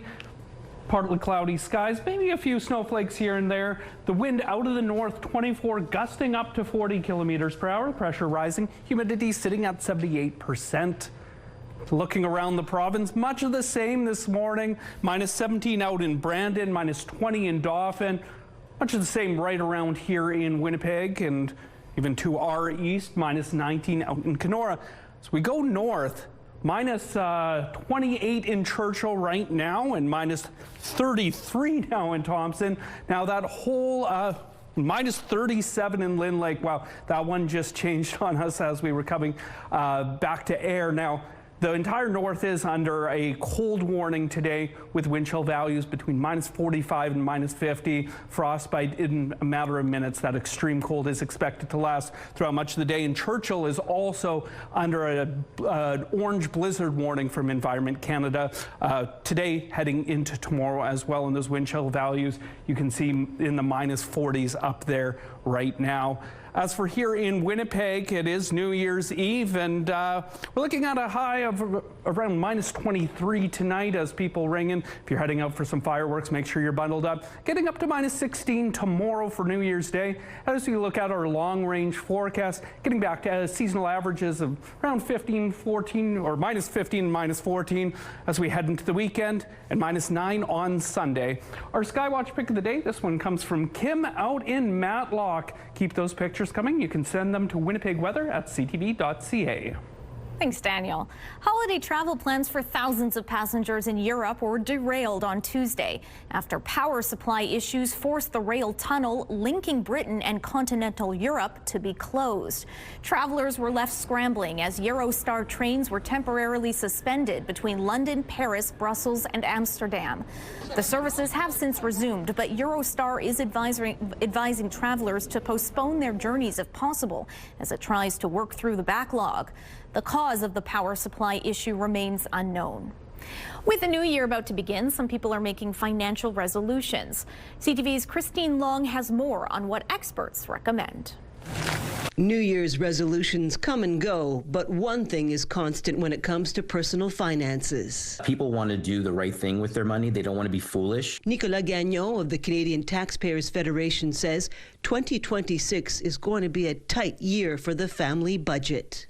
We're seeing the increase of many commodities of food, rent, electricity, actually increasing at a faster rate than the inflation in many cases. Investment portfolio manager Michael Zagari says plan and organize your spending carefully. As long as they understand, okay, this is short term, this is medium term, this is long term money, and set a plan in place, whether they're saving as a lump sum amount of money at the beginning of the year or end of the year, or if they're putting in money on a monthly basis, just be consistent and follow through on your plan. The amount of income that goes towards paying taxes is always top of mind for Gagnon, who says families deserve a break now more than ever. The year of 2025 was not exactly a year of relief for taxpayers, although we have seen many gestures from the federal government. We have seen very few from the Quebec government. So we believe that the ball is now in the court of François Legault to actually give the relief that Quebec families need so much, and not to wait for an electoral announcement or for the incoming budget in March. Legault should actually act right now to give the relief that they so deeply need. Zagari adds that there's a new variable to consider when it comes to keeping track of your cash: AI. I think investors or people in general should just pay attention to artificial intelligence, whether it's from an investment opportunity or whether they can just better protect their security and their privacy. I think that would make sense for people to do for 2026. They both agree, watch your spending and save where you can to set yourself up for success in the new year. Christine Long, CTV News. The Forks is gearing up for a New Year's Day celebration, though it is quiet right now. Our own Ainsley McPhail is going to get details on what they have in store at 7:28. Checking in with CTV's Ainsley McPhail down at the Forks. Looking quiet right now, but it is not going to be staying that way over the next couple of days. For sure, and New Year's Day programming happening here at the Forks, inside and on the river trail. Now, something that's really interesting, a lot of people don't know this, the Forks monitors that trail, and they're the ones who tell us whether or not it's open or not. I'm burying the lead right now, you guys. It's going to be open for New Year's Day, just in time. The timing couldn't be more perfect. Yeah, it is perfect timing. It's going to be such a fun day tomorrow. I really can't wait. Mm-hmm. And tell us a little bit about that monitoring, the fact that it's you guys, basically. Yeah. So all the ice testing, clearing, resurfacing is all our team. Obviously, it's a huge lift. We're trying to get our river trail as long as possible. So it takes a lot of people on board. So we actually have a campaign going on called Trail Together that helps with all that, with monitoring the trail and getting everything going for the winter. Mm-hmm. For quite some time now, too, you guys have been encouraging people to adopt a meter of the river trail. Tell us about what goes into that. Yeah, so when you adopt a meter of the river trail, your money goes towards helping support the river trail with all our resurfacing, snow clearing, everything like that. So you adopt a meter based on, it can be on behalf of yourself or for someone in your life. And then your name goes on a sign down by the river so you can walk, skate, ski, bike past it, see your name down on the river trail, and know that you essentially adopted a piece of that trail and help take care of it for us. Mm-hmm. And so many of us enjoy it. I myself, I love just walking, running down there if I can. A quick walk, you know. But there's so many meaningful moments that happen too along the river trail, and obviously for decades and hopefully decades to come. Yeah, we hear from so many people just how special it is to them. I know last year we had an engagement out on the ice, which was just so fantastic, and it's so special to so many people for so many different ways. Last Valentine's Day, it was so cold that nobody, I guess, else was out there. So I felt like we just had it to ourselves. It's a romance spot for sure. Anything else you want people to know heading into New Year's Day? Because the timing, again, is just perfect. Heading into New Year's Day, I mean, obviously it's Y2K theme, so come all dressed up, all fun, bring your skates, support Trail Together if you haven't by adopting a meter, and you can do that at theforks.com/trailtogether. Awesome. Thank you so much. This has been going on for quite some time now too, and just like the river and trail, we want to keep this in our province because it's such a special piece. Oh, it's incredible. It really adds to the season. Thanks so much, Ainsley. Daniel, I'm guessing if you're heading out there and you want to hit the river trail or just go out and ring in the new year, you're going to be bundling up. Yeah, absolutely. Cold one, Catherine, to end 2025, and minus 19 outside right now. Temperature slowly dropping, actually. Minus 30 with the wind chill. Wind out of the north at 24, gusting up to 40. Pressure rising, humidity sitting at 78%. It's cold throughout the entire province of Manitoba today, especially up north under a yellow cold warning from Climate and Environment Canada. Wind chill values -45 to -50 in Lynn Lake, -37 without the wind chill right now. And over in Churchill, actually, a blizzard warning as well today with winds gusting up to 90 kilometers per hour, lots of blowing snow, zero visibility. Here in Winnipeg, high of -20, that should hit early afternoon and continue to dip down to around -24 late in the afternoon. Going to feel closer to -36. Some light snow tapering off mid-afternoon as well. Fairly cloudy skies. Tonight, -23. Lighter winds just out of the southwest at 10. Chance of some light snow as well. And as we wake up to 2026, -16 tomorrow. Light winds, maybe a bit of snow as well. And as we take a look over the next few days, Friday -15, partly cloudy. So if you're heading down to the Forks, maybe a great day to grab a skate. And over the weekend, returning to seasonal average temperatures. Now Sunday, -9, it's above seasonal. Chance of some snow and to kick off next work week. -12 on Monday and -14 on Tuesday. Thanks, Daniel. A Selkirk man is facing several charges in Ontario following a police investigation into the alleged movement of drugs from Winnipeg to Kenora. Ontario Provincial Police says the investigation led them to attempt to stop a vehicle on Highway 17 near Kenora earlier this month. The driver refused to pull over, but police say they were able to find them at a home in Keewatin. A search of the home allegedly turned up several hundred grams of suspected cocaine, crack cocaine, psilocybin, and packaging materials. A 50-year-old man is facing charges, including possession for the purpose of trafficking and flight from police. Turning now to that major power outage that prompted a state of emergency in one northern community. Manitoba Hydro now expects power will be restored for Pimicikamak Cree Nation by 6 p.m. on Thursday. Crews are making every effort to restore power as safely and quickly as possible. Really difficult location and terrain, though. We're talking about a 1,000-foot stretch of cable running between two islands in the Nelson River. So just reaching it safely using helicopters, very weather dependent. It's going to take time, unfortunately. The community has been in the dark since Sunday night after a 1,000-foot power line over top the Nelson River failed. Hydro workers with specialized equipment began arriving Monday night. The Crown utilities say they managed to clear a road to the affected area Tuesday. It says the restoration time depends on having weather that's safe enough for helicopters. And Pimicikamak declared a state of emergency in the hours after the outage happened and has set up warming and support centers for residents, while others have been evacuated to Thompson. This, according to online statements from Chief David Monius, who also warned about the dire situation facing his community. Monius says water tanks are beginning to freeze and people will soon lose access to potable water. He says many people are still inside their homes and are using candles and generators for heat and light, increasing the risk of fire. He added the community ran out of fuel for the generators, but more is being trucked in. Some 600 more generators were also expected to arrive Tuesday. CTV News has reached out to Chief Monius for more information, and we are still waiting to hear back. And speaking of Manitoba Hydro, the Public Utilities Board has approved a rate increase beyond what the Crown Corporation was asking for. The PUD has ordered a 4% interim general rate increase effective January 1st. Hydro was asking for a 3.5% bump. But the PUB says ongoing drought conditions have punched a $625 million hole in the utility's finances, and the larger increase is necessary to protect its financial stability. The PUB is expecting to make a final rate decision for the remainder of the 2026-28 fiscal term sometime in the new year. Ukraine this morning is reporting a drone attack in the city of Odessa. Regional officials say at least 4 people were hurt after an apartment building was hit by the strike. Ukraine is also reporting heavy damage to the region's energy infrastructure. Meanwhile, Prime Minister Mark Carney held talks yesterday with European leaders on the future of Ukraine. NATO's Secretary General was also a part of the virtual meeting. Prime Minister Carney says Canada and European leaders support efforts to reach a negotiated settlement to the war, which started almost 4 years ago.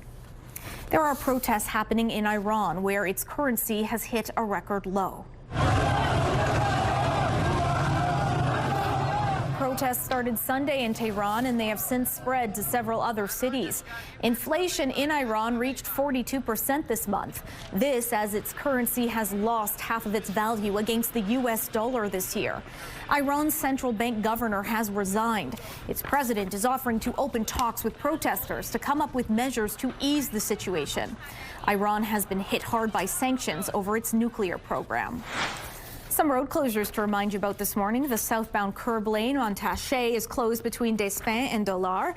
Wolseley Avenue is closed from Aubrey to Ruby. And Grosvenor Avenue also closed from Harrow to Guelph. If you have any traffic tips or updates to share, text them to us at 10400. Checking on your gas prices. The Canadian average stands at $1.22. Provincial average significantly lower at $1.12. In Winnipeg, the average is $1.10. The lowest price in the city, $1.04. All this information is on GasBuddy.com. Outside, minus 19 degrees. That wind chill making it feel closer to minus 30. Daniel Holmerson joins us after the break to tell us just how much colder it's going to get. That's ahead.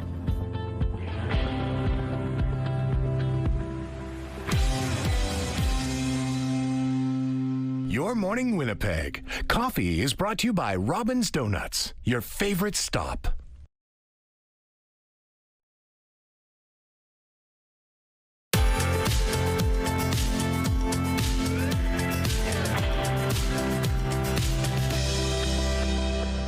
Happy New Year. Minus 19 in Winnipeg right now. Feeling closer to minus 30. Mainly cloudy skies. Few snowflakes here and there.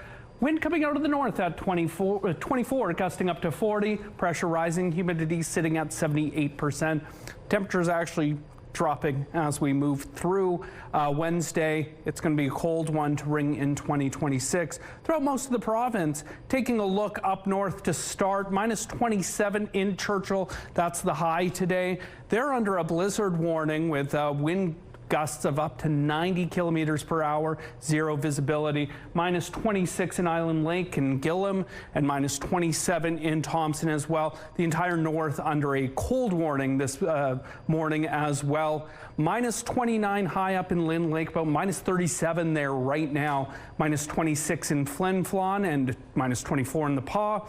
And let's not forget about Norway House and some sunshine throughout that entire region as well. To our west out in Brandon, high of minus 17 today under mainly cloudy skies. Minus 20 up in Dauphin and minus 22 in Swan River. Here in Winnipeg, a high of minus 20, though dipping down closer to minus 24 mid-afternoon. Similar temperatures throughout the rest of the region, giving way to mainly cloudy skies. Hopefully the sun pokes out just a little bit. And over the border in northwest Ontario, minus 18 in Kenora and Dryden. Those are your highs there today.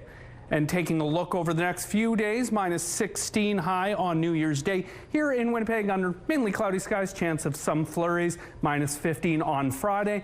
And Saturday, minus 14 under partly cloudy skies. CTV's Ainsley McPhail is spending her New Year's Eve morning down at the Forks, where they've got big plans for New Year's Eve day. Yeah, well, Catherine, yeah, the two of us are probably up since 3 a.m. So we'll just do a full 24-hour cycle. All the morning show people. What do you say? Making it to New Year's Eve. It's just a spoiler. Yeah, I don't know if we'll make it to ball drop. Right on. Oh, man. But, okay, the river trail. That's what we're chatting about, because you can enjoy it. And you can actually go on the ice, the river trail, starting today. So Dave Panko joins us to tell us all about it. How exciting. What part is available? So we'll have the port area open, probably by the end of the, couple hours here. We'll have that area open, and we'll be moving, other stretches of the river as the week goes on. Yeah. A lot of people might be thinking, oh, it's the city who monitors this, right? They must monitor it every single day. It's actually you and your team. So how is that all done? Yeah, so we monitor ice thickness and safety, throughout the whole day. Daily, basically, we're augering holes in the ice, and we're checking to see how thick the ice is and the quality of the ice that is being revealed as we auger the hole. So we're always looking for this really clear blue ice, and you wouldn't think it, but on the Red River and Assiniboine, it's actually crystal clear when you get into the ice. So yeah, it's Well, I didn't think it was brown, but no, it must be. You're awesome. Okay, it must be a really tedious process. No, I mean we're doing it anyways because all the water that we use to smooth out the ice and for maintenance is coming from the river. So we have to auger a hole through the ice to, get water for our pumps and tankers. So we're doing it anyways. And this didn't start yesterday. This is a process. So what does that look like? We start just by testing, the thickness. Like initially there's a crew that goes out with safety gear on and they're just, with a needle bar, like a big spear, and they're just testing around. Then we start augering holes and just checking to see how thick the ice is as we're, on this initial test. And then that'll determine what kind of equipment we can use to start clearing the ice. So sometimes it starts with hand shovels, and then it'll, as we start growing the ice with pumping water on top of it, then we move up to bigger equipment like the ice resurfacer and our tankers and things like that. Yeah. And in a couple hours, people can get their morning skate on. How awesome is that? Taking it in to the new year. We'll be back with more coming up at 8:06. Thanks, Ainsley. While some people may think of VHS tapes as something left sitting in their basements collecting dust, they are far from obsolete. VHS is actually making a comeback in Edmonton, and not just among those old enough to be nostalgic for it. CTV's Connor Hogg has more. I've had the shop for over 20 years, and VHS was dead for the first, I'd say, 10 or 15 years in my store. The lobby on White Ave has always sold DVDs and Blu-rays, but lately demand has been growing for an older technology. The return of VHS tapes, as well as a growing community of collectors. It's fun to show off new tapes that you got and see what other people are collecting. Cody Cook says even though the quality is lower, tapes make up for it with charm. Sometimes the tracking will be a little off, so you'll get the lines and maybe the sound warbles and stuff. It's very cool. It's a very unique experience. Now, before you start searching your basements, not every tape is a guaranteed collector's item. It's usually ones that had smaller print runs or of more unusual genres and are still sealed. Not all collectors are motivated by nostalgia. 14-year-old Anthony Campianu isn't old enough to have watched a tape when they were new. It's just the charm of them. I just like them so much. I think they're cool. That hasn't stopped him from collecting more than 400 of them, many of which came from Movie World in Stony Plain. It's very surprising when we get, 14, 15-year-old kids in here that really shouldn't have any connection with VHS. Nobody can knock on your door and take your movie away from you like streaming services, and the covers are cool on most of them. I think I'll be getting this one. Tapes from long-gone distributors like Media, Anchor Bay, and Vestron Video at the top of many collectors' wish lists. The most expensive tape I've sold was a copy of the original 1978 Halloween, an original media release, mint condition. That was about $250. The lobby's owner says the growing demand is similar to the appeal of vinyl and cassettes, although many young collectors have yet to experience the hobby's pitfalls. I love how it's a younger generation doing it, because I think once they start moving around a lot, like from house to house, they'll realize what a pain in the butt it is. A trip back to the days before streaming. Just don't forget to rewind. Connor Hogg, CTV News, Edmonton. If you're looking to spruce up your home, Your Morning Winnipeg has a contest that could help. The Winnipeg Renovation Show runs January 16th to the 18th at the RBC Convention Center, and we have a few prizes to give away. One grand prize winner will walk away with a $1,000 gift card, 4 tickets to the show with VIP seating and a meet and greet with Mike Holmes Jr. There's also 3 prizes of $500 gift certificates with tickets to be won. To enter, head to the contest page on our website, ctvwinnipeg.ca. Do not forget to enter that clue word. It is home. Good luck.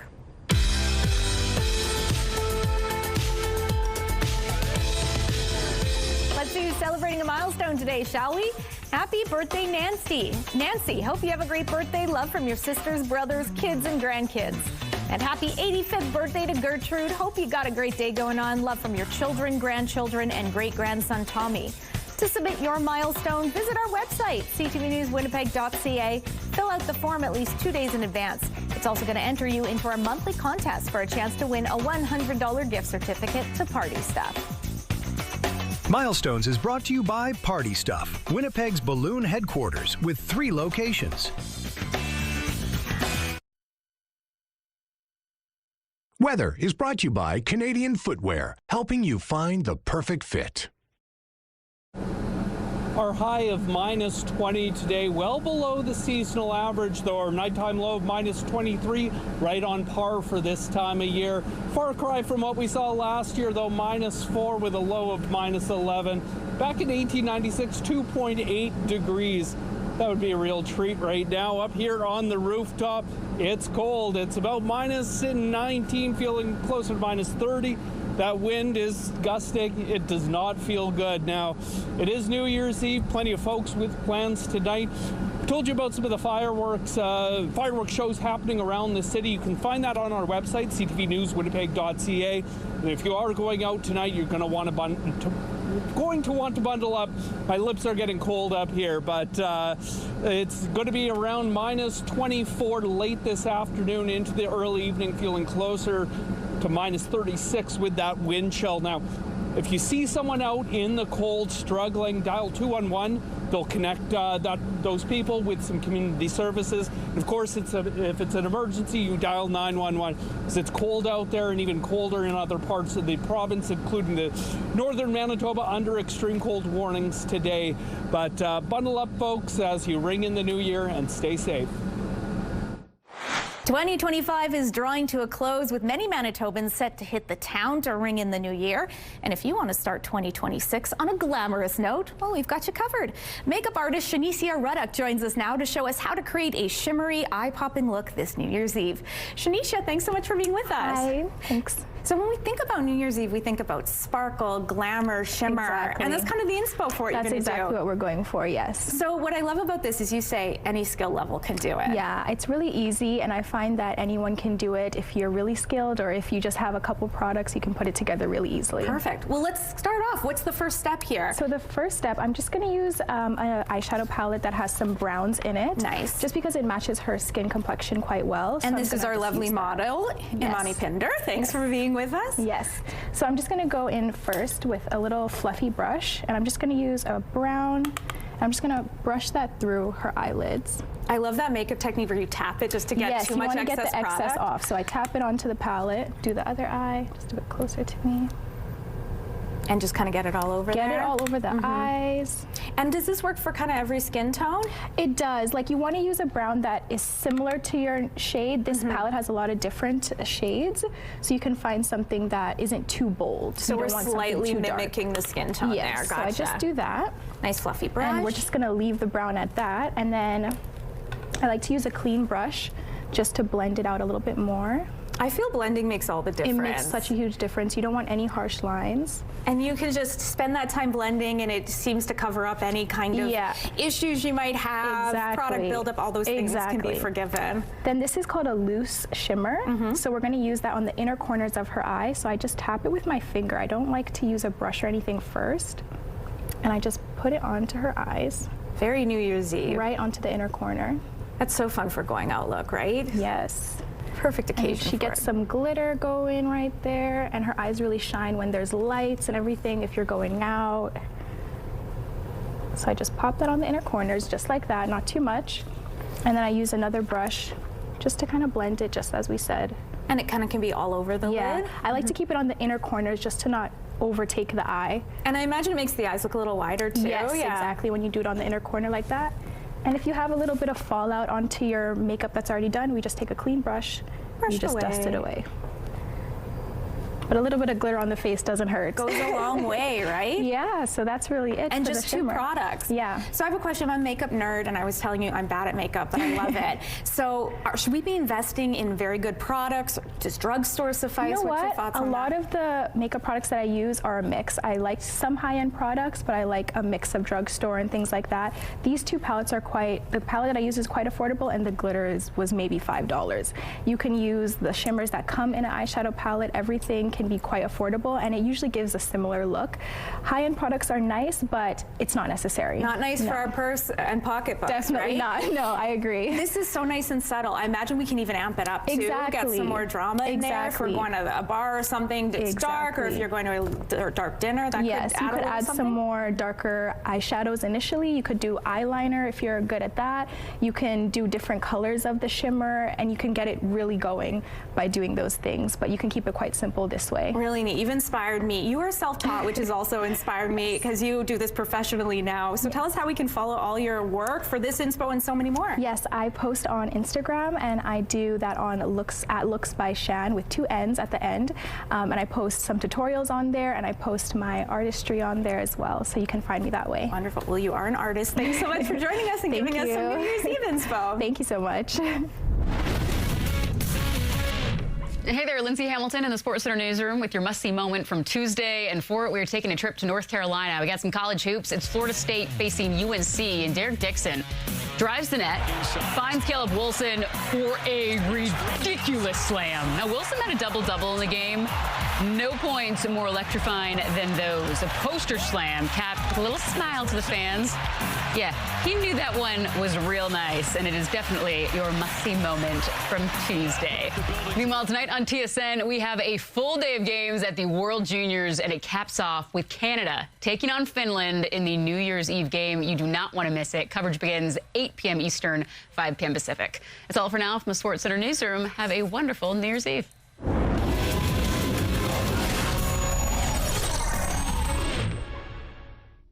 The TSN Must-See Moment is brought to you by Super Blinds and Draperies, featuring Hunter Douglas products.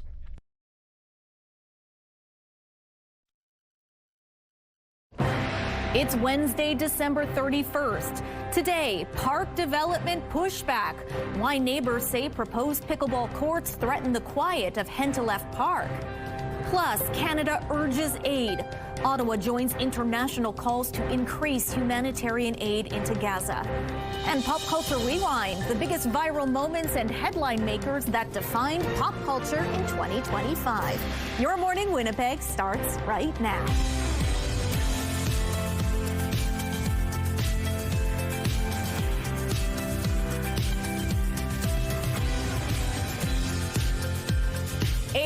The last hour of the last Your Morning Winnipeg of 2025. We've got a lot on the go to end us off here, right? To not only celebrate the end of the year, but look forward to the year ahead.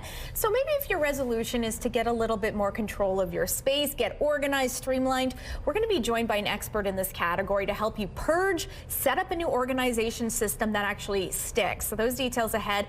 Plus, we're going to be chatting with the Porium. If you have New Year's Eve celebrations and you want to ring it in, maybe with a bit of moderation, they have some great non-alcoholic options. That doesn't mean you have to sacrifice that taste of that lovely cocktail to get rid of the alcohol. Those details later on this hour. Daniel Homerson, I'm guessing a hot beverage would be in order if you're heading outside. You know, like a hot toddy or something like that. Could be quite nice. Hot chocolate, coffee. You're going to want something nice and warm today because it is cold out. Minus 19 right now here in Winnipeg, feeling more like minus 30. Cloudy skies, maybe a couple snowflakes here and there. Wind out of the north at 24, gusting up to 40, pressure rising, humidity sitting at 78%.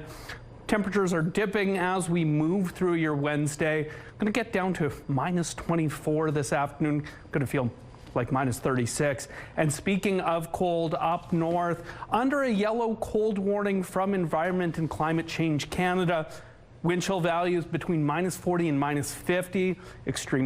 Those extreme conditions lead to frostbite within a matter of minutes. And Churchill is also under a blizzard warning from Environment and Climate Change Canada today, with wind gusting up to 90 kilometers per hour, blowing snow, meaning zero visibility throughout Churchill. Something to keep an eye on today. Here in the south, fairly clear skies aside from those clouds. Up north, though, you can see just above Churchill there, I should look this way, in Hudson's Bay where that storm is developing. Now, over the coming hours, we could see a little bit of snow as we head into Thursday, but it's going to be cold at least until Thursday afternoon. Taking a look at that long-range forecast, minus 16 on New Year's Day, minus 15 on Friday. little bit of sunshine over the weekend, minus 14 on Saturday, minus 9 on Sunday, though we could see some snow, and to start the next work week, minus 12. And our artwork of the day, this was from 11-year-old Zoe of some beautiful birch trees. We're running low on art, so please get your kids some supplies and send them to Winnipeg Weather at ctv.ca. The Weather Art of the Day is brought to you by 103.1 Virgin Radio. Thank you, Daniel. Residents near Hentelef Park are raising concerns over a proposed zoning amendment that could bring a 4-story building with pickleball courts to the edge of the green space. They say noise and privacy concerns are being overlooked. This is a place where people go for walks, for peace, for quiet. Terry Ashcroft lives on Portside Drive overlooking Hentelef Park. Once part of a family farm, the 30-acre park stretches from St. Mary's Road to the Red River.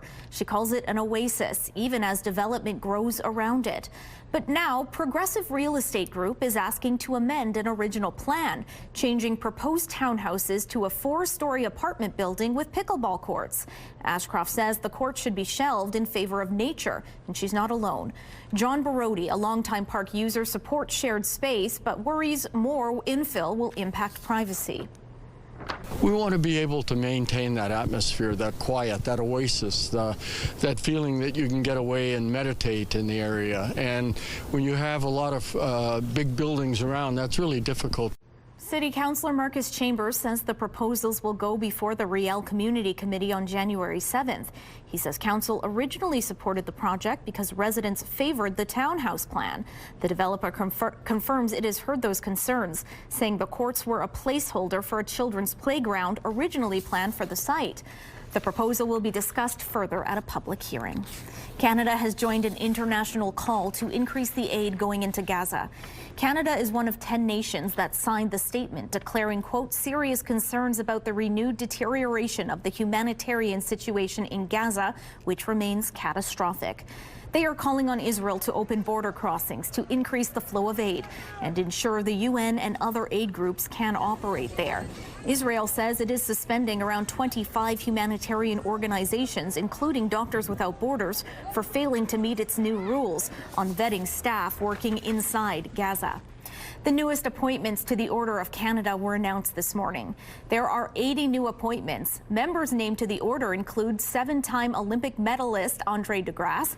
Another new member is country superstar Terry Clark. She's the first Canadian female inducted into the Grand Ole Opry.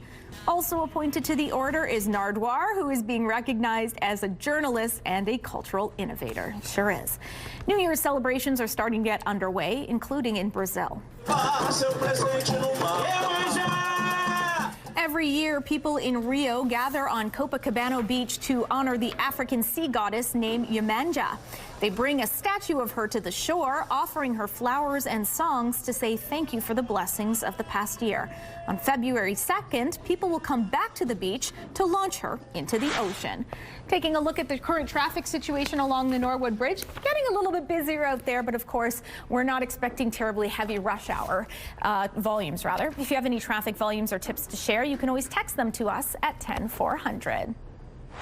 It certainly is quiet down at the Forks, but Ainsley McPhail is enjoying the atmosphere ahead of all the excitement coming there tomorrow. Ainsley. What is your, and I hate to put you on the spot, I'm so sorry, your 2000s or late 90s karaoke song?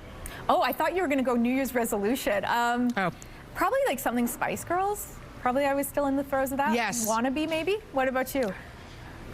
That one's perfect. I was going to say anything Britney. Classic. I'll just say Britney, and you guys know what I'm talking about. Most famous person ever. Andrew Eastman joins us now. Karaoke is going to be here. New Year's Day programming, and you can literally enjoy all of the first day of 2026. Totally. We've got the best way to kick off the year. We're running programming from 11 a.m. all the way till 8 p.m. here in the Forks Market, right in the Center Hall.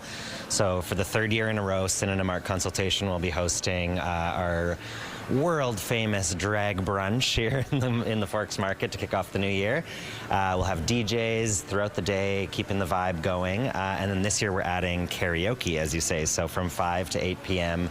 We'll have some superstar local celebs plugged in to sing a few songs throughout the evening, but also it's open to the public. We want people to come down and sign up and be brave, kick the new year off with something exciting and sing some karaoke. And we also encourage everyone to come down dressed in their best Y2K, early 2000s fits and come sing, some Britney, some Backstreet Boys, whatever tickles their fancy. I love that. This might sound like a silly question, especially to you because you're putting this on, but I tell you, not everybody will know watching. What is a drag brunch? Totally. So we've got a family-friendly drag show. So we've got 7 performers coming down. Drag is just the most wonderful expression of joy. Really, there's going to be all kinds of ages of people here. They will be lip-syncing and dancing and twirling all throughout the market to their, again, favorite 2000s tracks. So we've got that vibe running through the whole day. You can also come snap pictures with them after the show. They'll be all dressed up. They're waking up really early for everyone to get looking really good. We have a photo booth here that people can come and snap pictures with them after the show too. So really fun for everyone. I love that. Well, I'm sure it takes quite some time to put on all of that makeup and you know what? The last day of 2025. I love the drag brunch. See you I'm again. excited for that. Thanks, Ainsley. We'll check in with you later. What started as a quiet day on the West Coast turned into something straight out of a nature documentary.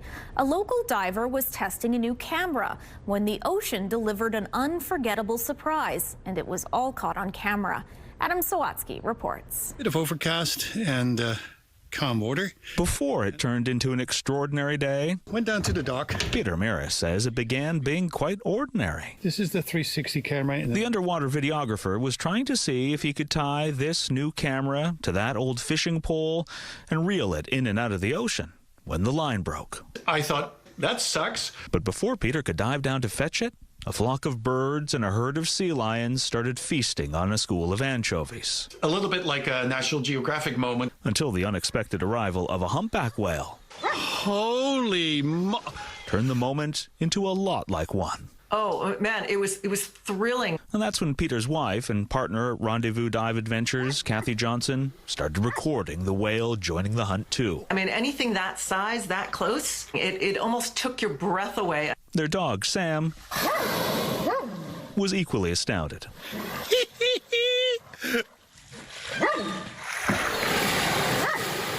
And after 2 hours of watching in wonder what was unfolding above the water, Peter retrieved that camera that had sunk and was shocked to see what had been recorded under it. And we're going like, oh my Lord, this is a once in a lifetime. We just burst with glee, you know? Watched it over and over again just because we couldn't believe what we were seeing. And while the couple was struck by how gracefully and thoughtfully the big whale swam around their dock in such shallow water, they were also filled with gratitude that fishing rod experiment ultimately failed. Failure is just another step towards success. So why get frustrated when things don't go according to plan, they say? Because you just might find things turn out even better than you could have conceived. One way to get amazing things is if you take the risk. And so you got to try because you just never know. Adam Sawatsky, CTV News.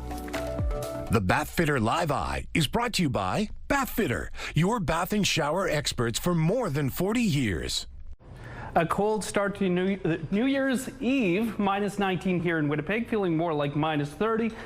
Mainly cloudy skies, maybe a little sunlight poking through. Now wind out of the north, out 24, gusting up to 40. Pressure rising, humidity sitting at 78%. It's going to get colder throughout the rest of the day, but taking a look around the province out in West Manitoba, minus 18 in Brandon right now, minus 22 in Swan River, minus 26 up in the Paw. Here in Winnipeg, as I mentioned, minus 19. Similar temperatures around the region as well, minus 20 over in Kenora and minus 22 up in Fisher Branch. As we move north, it's getting colder and colder. The entire northern part of the province under a yellow cold warning from Environment and Climate Change Canada today. Minus 28 in Churchill under a blizzard warning as well there. In Thompson, minus 33, and Lynn Lake, minus 36. That's without the wind chill. With that wind chill, though, minus 47. Ugh. Minus 46 with the wind chill in Thompson. Here in Winnipeg and the surrounding area, in the minus 30s as well. So we're all feeling it today, folks. But it is New Year's, so plenty to celebrate, and tonight We're going to celebrate in minus 23 weather, feeling closer to minus 36, and waking up in 2026 to minus 16 as we look over the next few days as well, getting back to seasonal average temperatures, including Sunday, minus 9, chance of some flurries, and as we head into the next work week, minus 12 on Monday under cloudy skies and minus 14 on Tuesday. Don't go away. We'll be right back with more CTV Your Morning Winnipeg.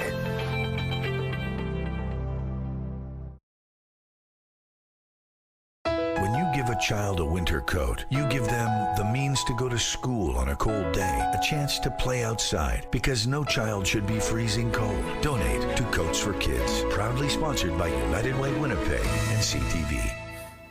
Stocks are ending a third year of double-digit gains in subdued fashion as an expected Santa Claus rally fails to gain traction. Silver's volatile ride extended into another session. The TSX saw losses for the third day in a row. The S&P 500 has also seen post-Christmas losses that pared the benchmark's 2025 advance to about 17%. Technology stocks came under renewed pressure in pre-market trading, with all members of the Mag 7 retreating.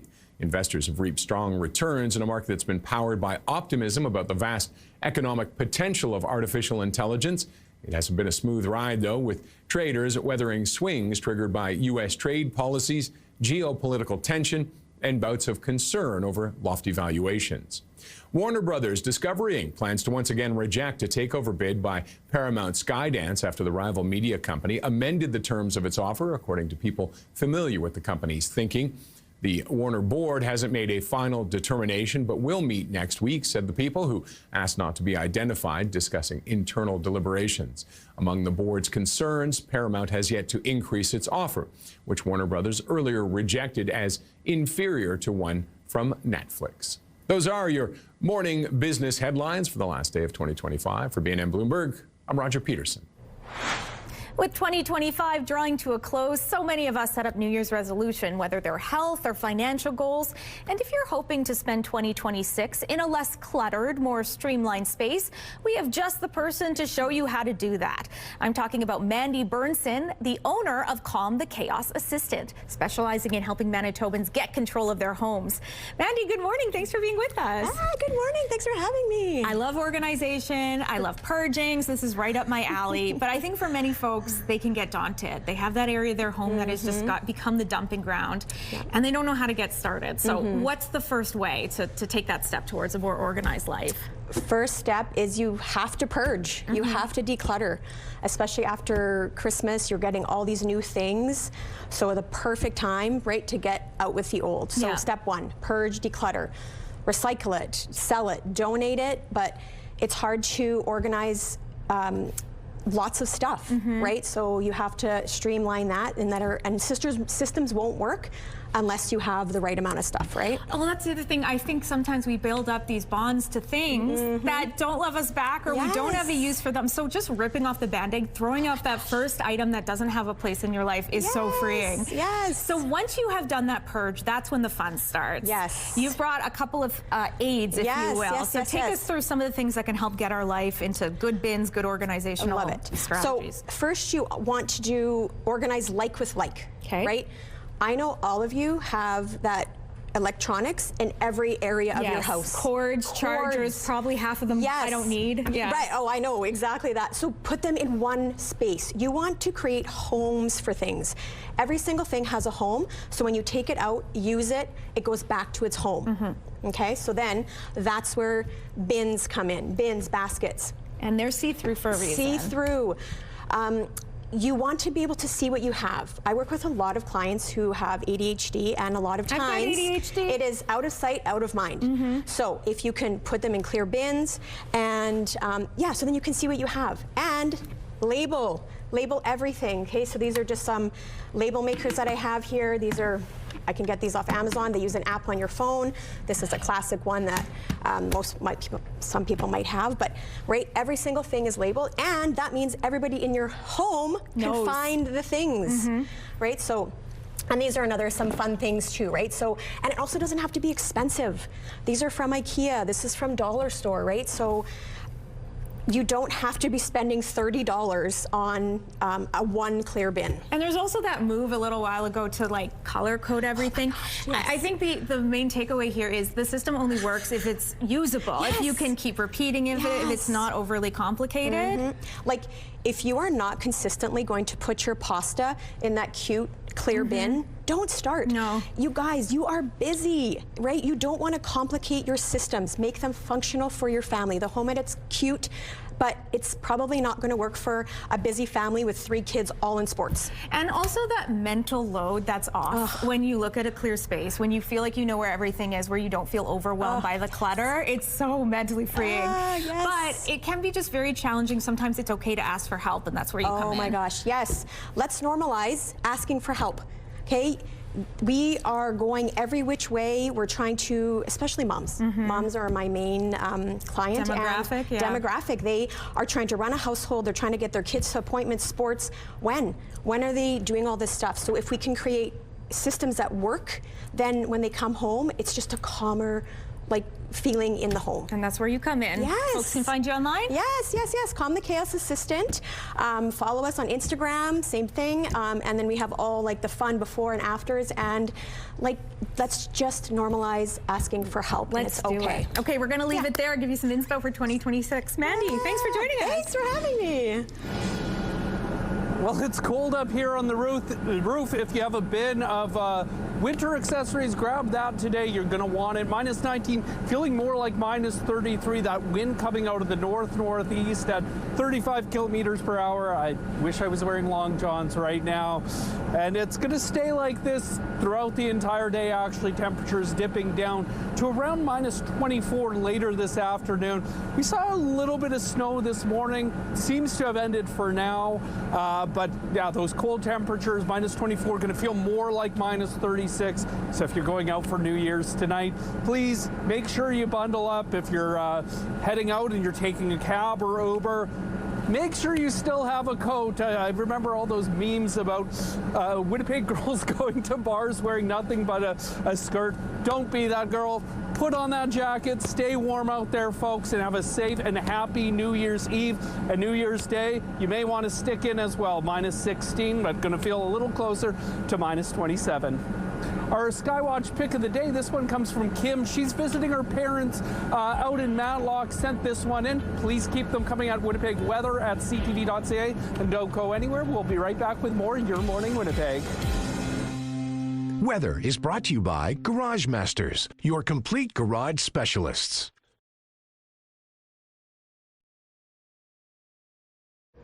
So it's almost 2026 now, so where are all the flying cars? Weren't we supposed to have them by now? Well, this year, many companies got a step closer to actually making that happen. There are different approaches being tried, from electric cars that take off and land vertically like a drone. Other models look more like cars and use fuel, and some of them look more like helicopters. There's still a lot of technical hurdles to clear, but you may be happy to hear that at least one company is hoping to go to market with a flying car in China soon. Forbes magazine says singer Beyonce is now a billionaire, becoming only the 5th musician to achieve the milestone. Give me my check. Put some respect on my check. Pay me in equity. Pay me in equity. Watch me reverse out of dick. The 44-year-old, joins an exclusive club that includes her husband, rapper Jay-Z, as well as Taylor Swift, Bruce Springsteen, and Rihanna. Forbes says most of Beyonce's wealth comes from her music catalog and global tours. From bad bunnies to dominant demon hunters and all the way to the kiss cam consequences, 2025 proved to be another banner pop culture year with no shortage of big personalities and buzzworthy happenings. Joe Fryer of NBC recaps it all for us. It was a good year to be Bad Bunny. You're fired. Fired? The rapper dominated the charts while giving Puerto Rico a boost with his historic residency.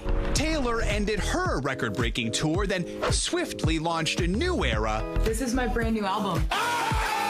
Her 12th album, and weeks later her engagement, the Kansas City Chiefs tight end Travis Kelce. Slime Cube. On the big screen, a movie inspired by a video game ruled the box office, while K-pop Demon Hunters became the most streamed movie ever on Netflix, powered by an infectious soundtrack featuring the song Golden. Also golden, Honora winning the Oscar for Best Picture. Welcome to the pit. Let's go save some lives. Freshman TV shows The Pit and The Studio. Everyone wants something from me, and I can't give it to them. Both victorious at the Emmys. Cowboy Carter. And Beyonce, who won 3 Grammys, finally taking home the trophy for Album of the Year. I just want to encourage people to do what they're passionate about. With that, the world finally made sense until it didn't. The inexplicable 6'7" trend took over social media, and this kiss cam moment from a Coldplay concert became an overnight sensation. Late night TV was rocked by 2 earthquakes. CBS canceled Late Night with Stephen Colbert. Then ABC briefly suspended Jimmy Kimmel for comments made after the assassination of conservative activist Charlie Kirk. The MAGA gang desperately trying to characterize this kid who murdered Charlie Kirk as anything other than one of them. For another late night staple, it was a year of celebration. Live from New York, it's Saturday night. Saturday Night Live marked 50 years with a star-studded special. I eat 4-cheese lasagna. Also celebrating half a century, Jaws. While Peanuts turned 75, and the Radio City Rockettes high-kicked their way to 100. On the diamond, the LA Dodgers repeated as world champs, and the Eagles flew to a Super Bowl win. Green on the gridiron and in the theater. I'm off to see the wizard. The final chapter of Wicked from our sister company Universal Pictures gave fans something to sing about for good. Joe Fryer, NBC News. Your Morning Winnipeg. Coffee is brought to you by Robin's Donuts, your favorite stop.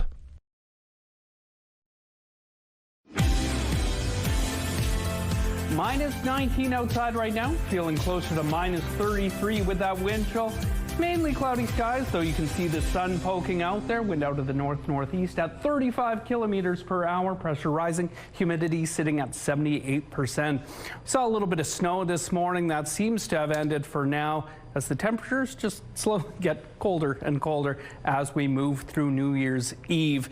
Now, there is a yellow cold warning from Environment Canada for parts of northern Manitoba, stretching basically border to border.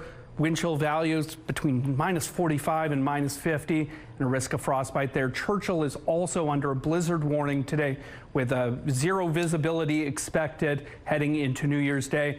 As for here in Winnipeg, minus 20 early this afternoon. That's going to drop to about minus 24 later in the afternoon. Those winds dying off, and as you can see, maybe a little light snow, but that should be ending if it hasn't ended already. Tonight, minus 23, much of the same, lighter winds, chance of some light snow, and waking up in 2026. High of minus 16 tomorrow. Very light winds, maybe a chance of a few flurries, but going to stay cold at least through New Year's Day, but starting to warm up as we head towards the weekend. Minus 14 on Saturday under partly cloudy skies. Minus 9 on Sunday with a chance of some flurries. Thanks, Daniel. 1 person is dead and 3 others are recovering after a fire destroyed a home in Winnipeg's Lord Roberts neighborhood on Monday. The city says crews were met with heavy flames and smoke when they arrived at the home in the 700 block of Nassau Street around 1 p.m. Monday. 3 people got out on their own, but police say a man in his 40s was later found dead inside. The other 3 were brought to hospital and they've since been released. It took crews more than 3 hours to declare the fire under control. The Winnipeg Winnipeg Police Service, says its major crimes unit is now investigating. The city is looking to make it easier for people who are hard of hearing to access city services. It's put out calls for a request for proposal for hearing loop systems at a number of public facilities. A hearing loop system is a type of technology that captures audio, in this case from a microphone used by a public-facing worker, and transmits it directly into a person's hearing aid or cochlear implant. The RFP says the city wants to begin installing them at places like the Millennium Library, police headquarters, snowboarders and some rec centers. It also describes the work as a pilot project and leaves the door open to expanding the system to other locations. A city spokesperson says they expect to have it in place by mid-2026. It is New Year's Eve and New Year's Day is tomorrow. That means we have some closures, reduced hours and service disruptions to tell you about. Liquor marts in Brandon and Winnipeg are open 9 a.m. to 7 p.m. today, closed tomorrow. Hours today will vary at rural liquor marts, but are all closed tomorrow. Malls and shopping centers in Winnipeg will all close early today. Some malls are open tomorrow, with Outlet Collection Winnipeg open New Year's Day from 11 to 6. St. Vital Centre also open 11 to 6 tomorrow. Closed Thursday, January 1st are CF Polo Park, Garden City Shopping Centre, Kildonan Place and Grant Park. Winnipeg Civic offices are closed tomorrow. There will be no garbage or recycling pickups tomorrow. Put your card out one day later if tomorrow is your regular day. Transit offers free rides for New Year's Eve starting tonight at 7 until end of service. Tomorrow, Transit operates on a Sunday schedule. Libraries close early today and remain closed tomorrow. And Winnipeg's pools, leisure centers and arenas are closed Thursday. You'll find a complete list of New Year's related closures on our website, ctvnewswinnipeg.ca. The annual Snow Rodeo is returning to Alberta, bringing extreme skiers and snowboarders to one of the world's best super pipes. It's a fun watch, and as Tim Brook explains, there's also a lot on the line. Some of the world's best snowboarders and skiers will be locking in this week right here in Calgary. Practice has started for the 6th annual Snow Rodeo. It'll be laying claim to the halfpipe at Winsport Canada Olympic Park from Thursday to Saturday. Basically, you have this big snow ditch, and they are taking speed into the walls and try to fly up as high as they can in the air, doing some pretty crazy spins and tricks and some cool grabs. It's a pretty gravity-defying event, kind of legendary in the snow sport world for sure. And it means just a little bit more this year as athletes scramble to qualify for next year's Winter Olympics. It's super fun to watch. It's a great atmosphere.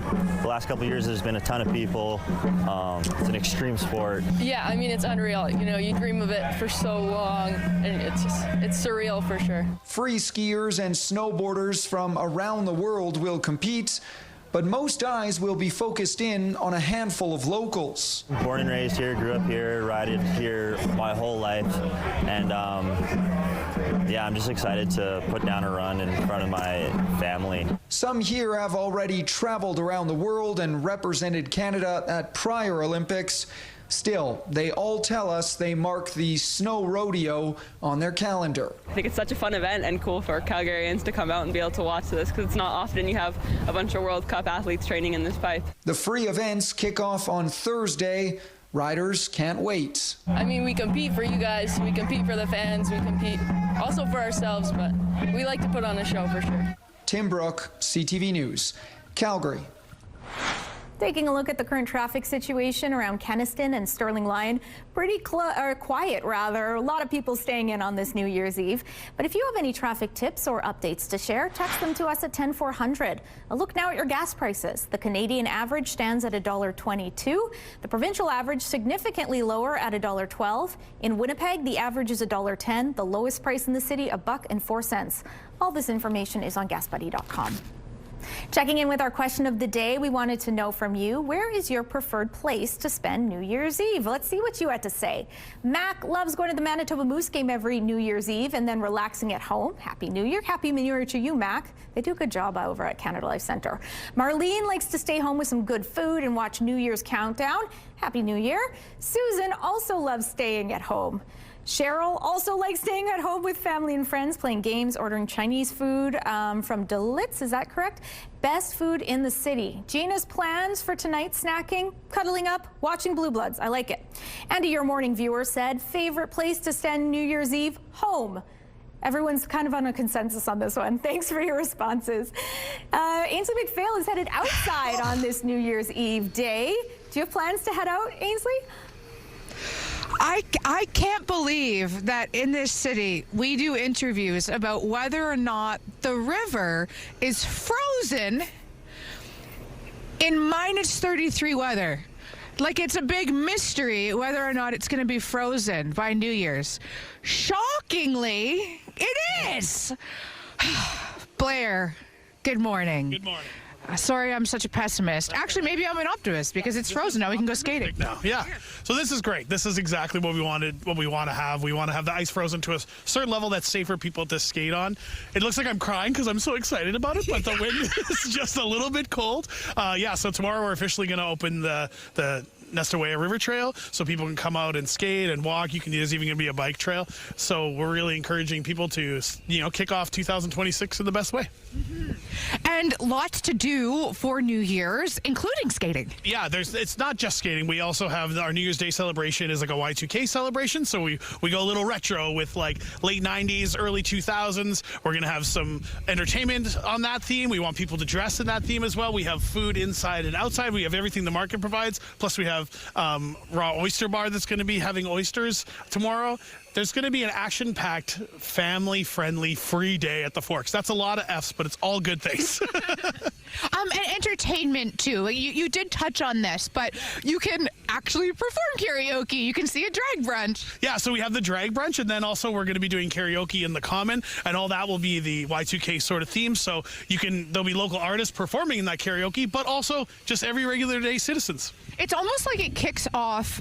It's almost like it's the official kickoff to winter because the river trail's now open and people can really enjoy it and enjoy our winter city. Yeah, and I don't know if people are aware, but winter lasts a little while here in Manitoba, so why don't we make the best of it? And this is the great way to start off. I should be wearing a balaclava right now. You can't cover your face. Come on. Don't rob the audience of that. Yeah, maybe it was an artistic choice to have the snot frozen in time on my upper lip. Anything else you want people to know? We're almost out of time. I think the biggest thing is, skating is always at your own risk, but you can check out what the conditions are at the Forks. Just check out the Forks skating conditions and you can see it come up. Because they're the ones who monitor this. Director Kim, you haven't given me the 30-second key yet, so I'm just going to stand here for 30 seconds. Back to you. I'm so sorry. I can't handle it for any more. Go inside and warm up, Ainsley. And Happy New Year to you. Looks like you've had a great year. You too. Yeah, ring in the new year at the Forks. Looks like a lot of fun. Danny, how's it shaping up there on the rooftop? Pretty much the same as what Ainsley's feeling down at the Forks right now. It's cold. The sun's out though, and the sky's kind of cleared for now, which is nice. Minus 19, feeling more like minus 33, and it really does feel like minus 33. I was waiting for Ainsley's segment. My skin's tightening up on the face, so if you're heading out today, make sure you're bundled up. Take those necessary precautions, of course. It's going to get colder as we move through the day as well into New Year's Eve celebrations tonight. Now tomorrow, minus 16, a bit more on the seasonal side, but wind chill values are still going to make it feel a little colder than that. Kind of looking forward to Sunday. That's when we're going to get back to above seasonal temperatures, minus 9, maybe a little bit of snow. And for the first work week of 2026, we're looking around minus 12 on Monday as well. So stay warm, folks, and enjoy the rest of the show. We'll be right back with more Your Morning Winnipeg. Weather is brought to you by Mr. Lube Plus Tires. Open late, ready when you are. Have a news tip? When you see news happening, let CTV News Winnipeg know. Text your tips, pictures, and videos to 10400. That's 10400. Message and data rates may apply. Buying a new car isn't cheap these days, and if you need to take out a loan, it will cost you even more. So making the right choice matters. Consumer Reports reviews which brands give you the best value for your money, and they have a list of what they say are the most reliable brands. Here's CTV's Pat Foran. Every year, Consumer Reports asks its members about any problems they've experienced with their vehicles over the past 12 months. The survey covers areas from minor issues like trim and infotainment systems to serious and costly ones involving the engine, transmission, or electric motors. Problems no one wants to deal with on a new car. The problem is that once the warranty expires, an unreliable new car starts becoming a real headache, and it costs you time and money. This year, they analyzed data from about 380,000 vehicles. The top brands include Toyota, Subaru, and Lexus, with Honda and BMW rounding out the top 5. The same automakers continue to dominate our top brand rankings. And that's because when they're looking to redesign a model, they're not making huge seismic changes. And many models across the line use shared components. The latest findings show that EVs and plug-in hybrids remain more trouble-prone than traditional gas models, while conventional hybrids, which don't need to be plugged in, continue to stand out for reliability. Hybrids are more complex than internal combustion models. However, some manufacturers, in particular Toyota, but also Hyundai and Kia, have worked out the bugs. And in some cases, the reliability of the hybrid models is similar to or even better than the regular versions. Along with better fuel economy, researchers found hybrid versions often deliver a smoother driving experience than traditional gas models. Pat Foran, CTV News. At midnight tonight, we say goodbye to 2025 and ring in the new year. And so synonymous with the countdown and the ball drop in Times Square is a glass of bubbly, celebrating the turning of the calendar. But for those maybe starting dry January early or those who don't drink alcohol, there are still so many delicious ways to toast 2026. Join me now to share some great ideas. We have Raina with the Porium.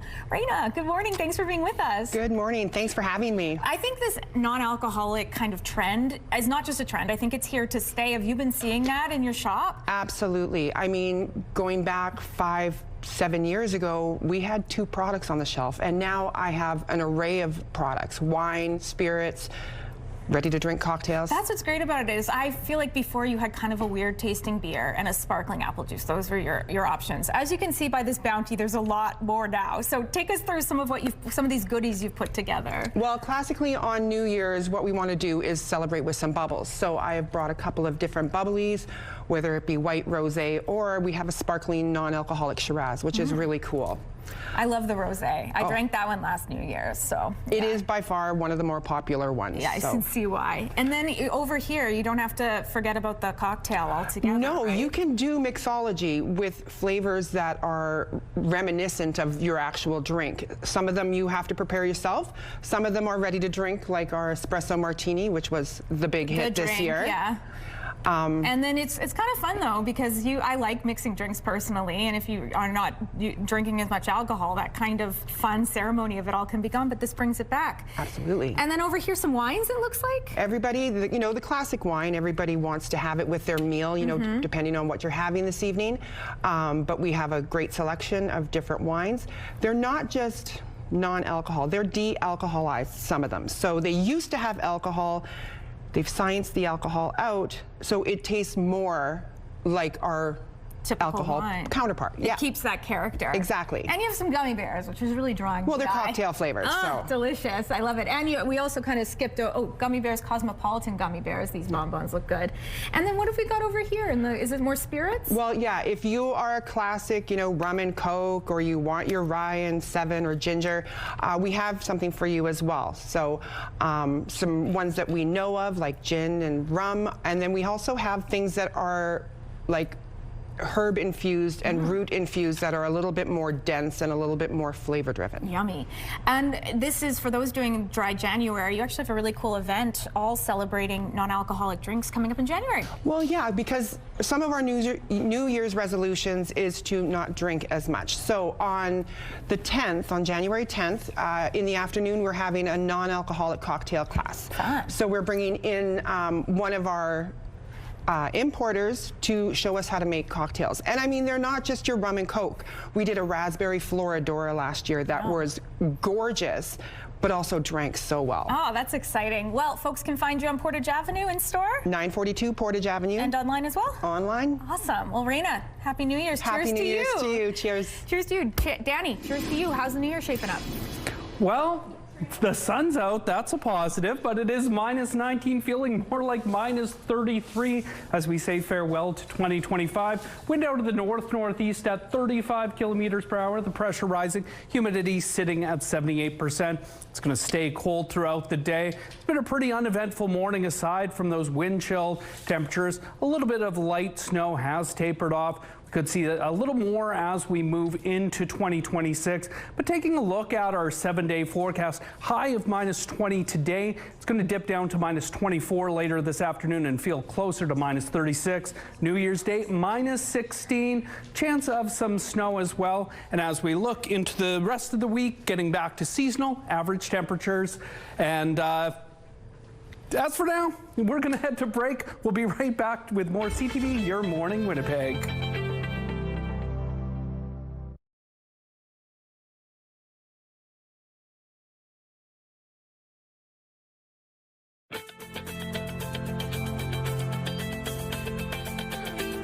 Rooftop arrangements provided by Lacoste Garden Center. Salon services provided by S&T Spa Salon.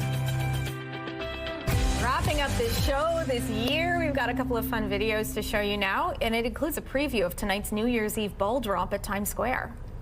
4, 3, 2, 1, Happy New Year! Organizers of the big celebration held a test run yesterday, and they say it's all systems go. The Constellation Ball is New York's biggest New Year's Eve ball ever, with more than 5,000 crystals and lights. And of course, we are still many hours away from ringing in 2026 here in Canada, but New Zealand is already a year ahead.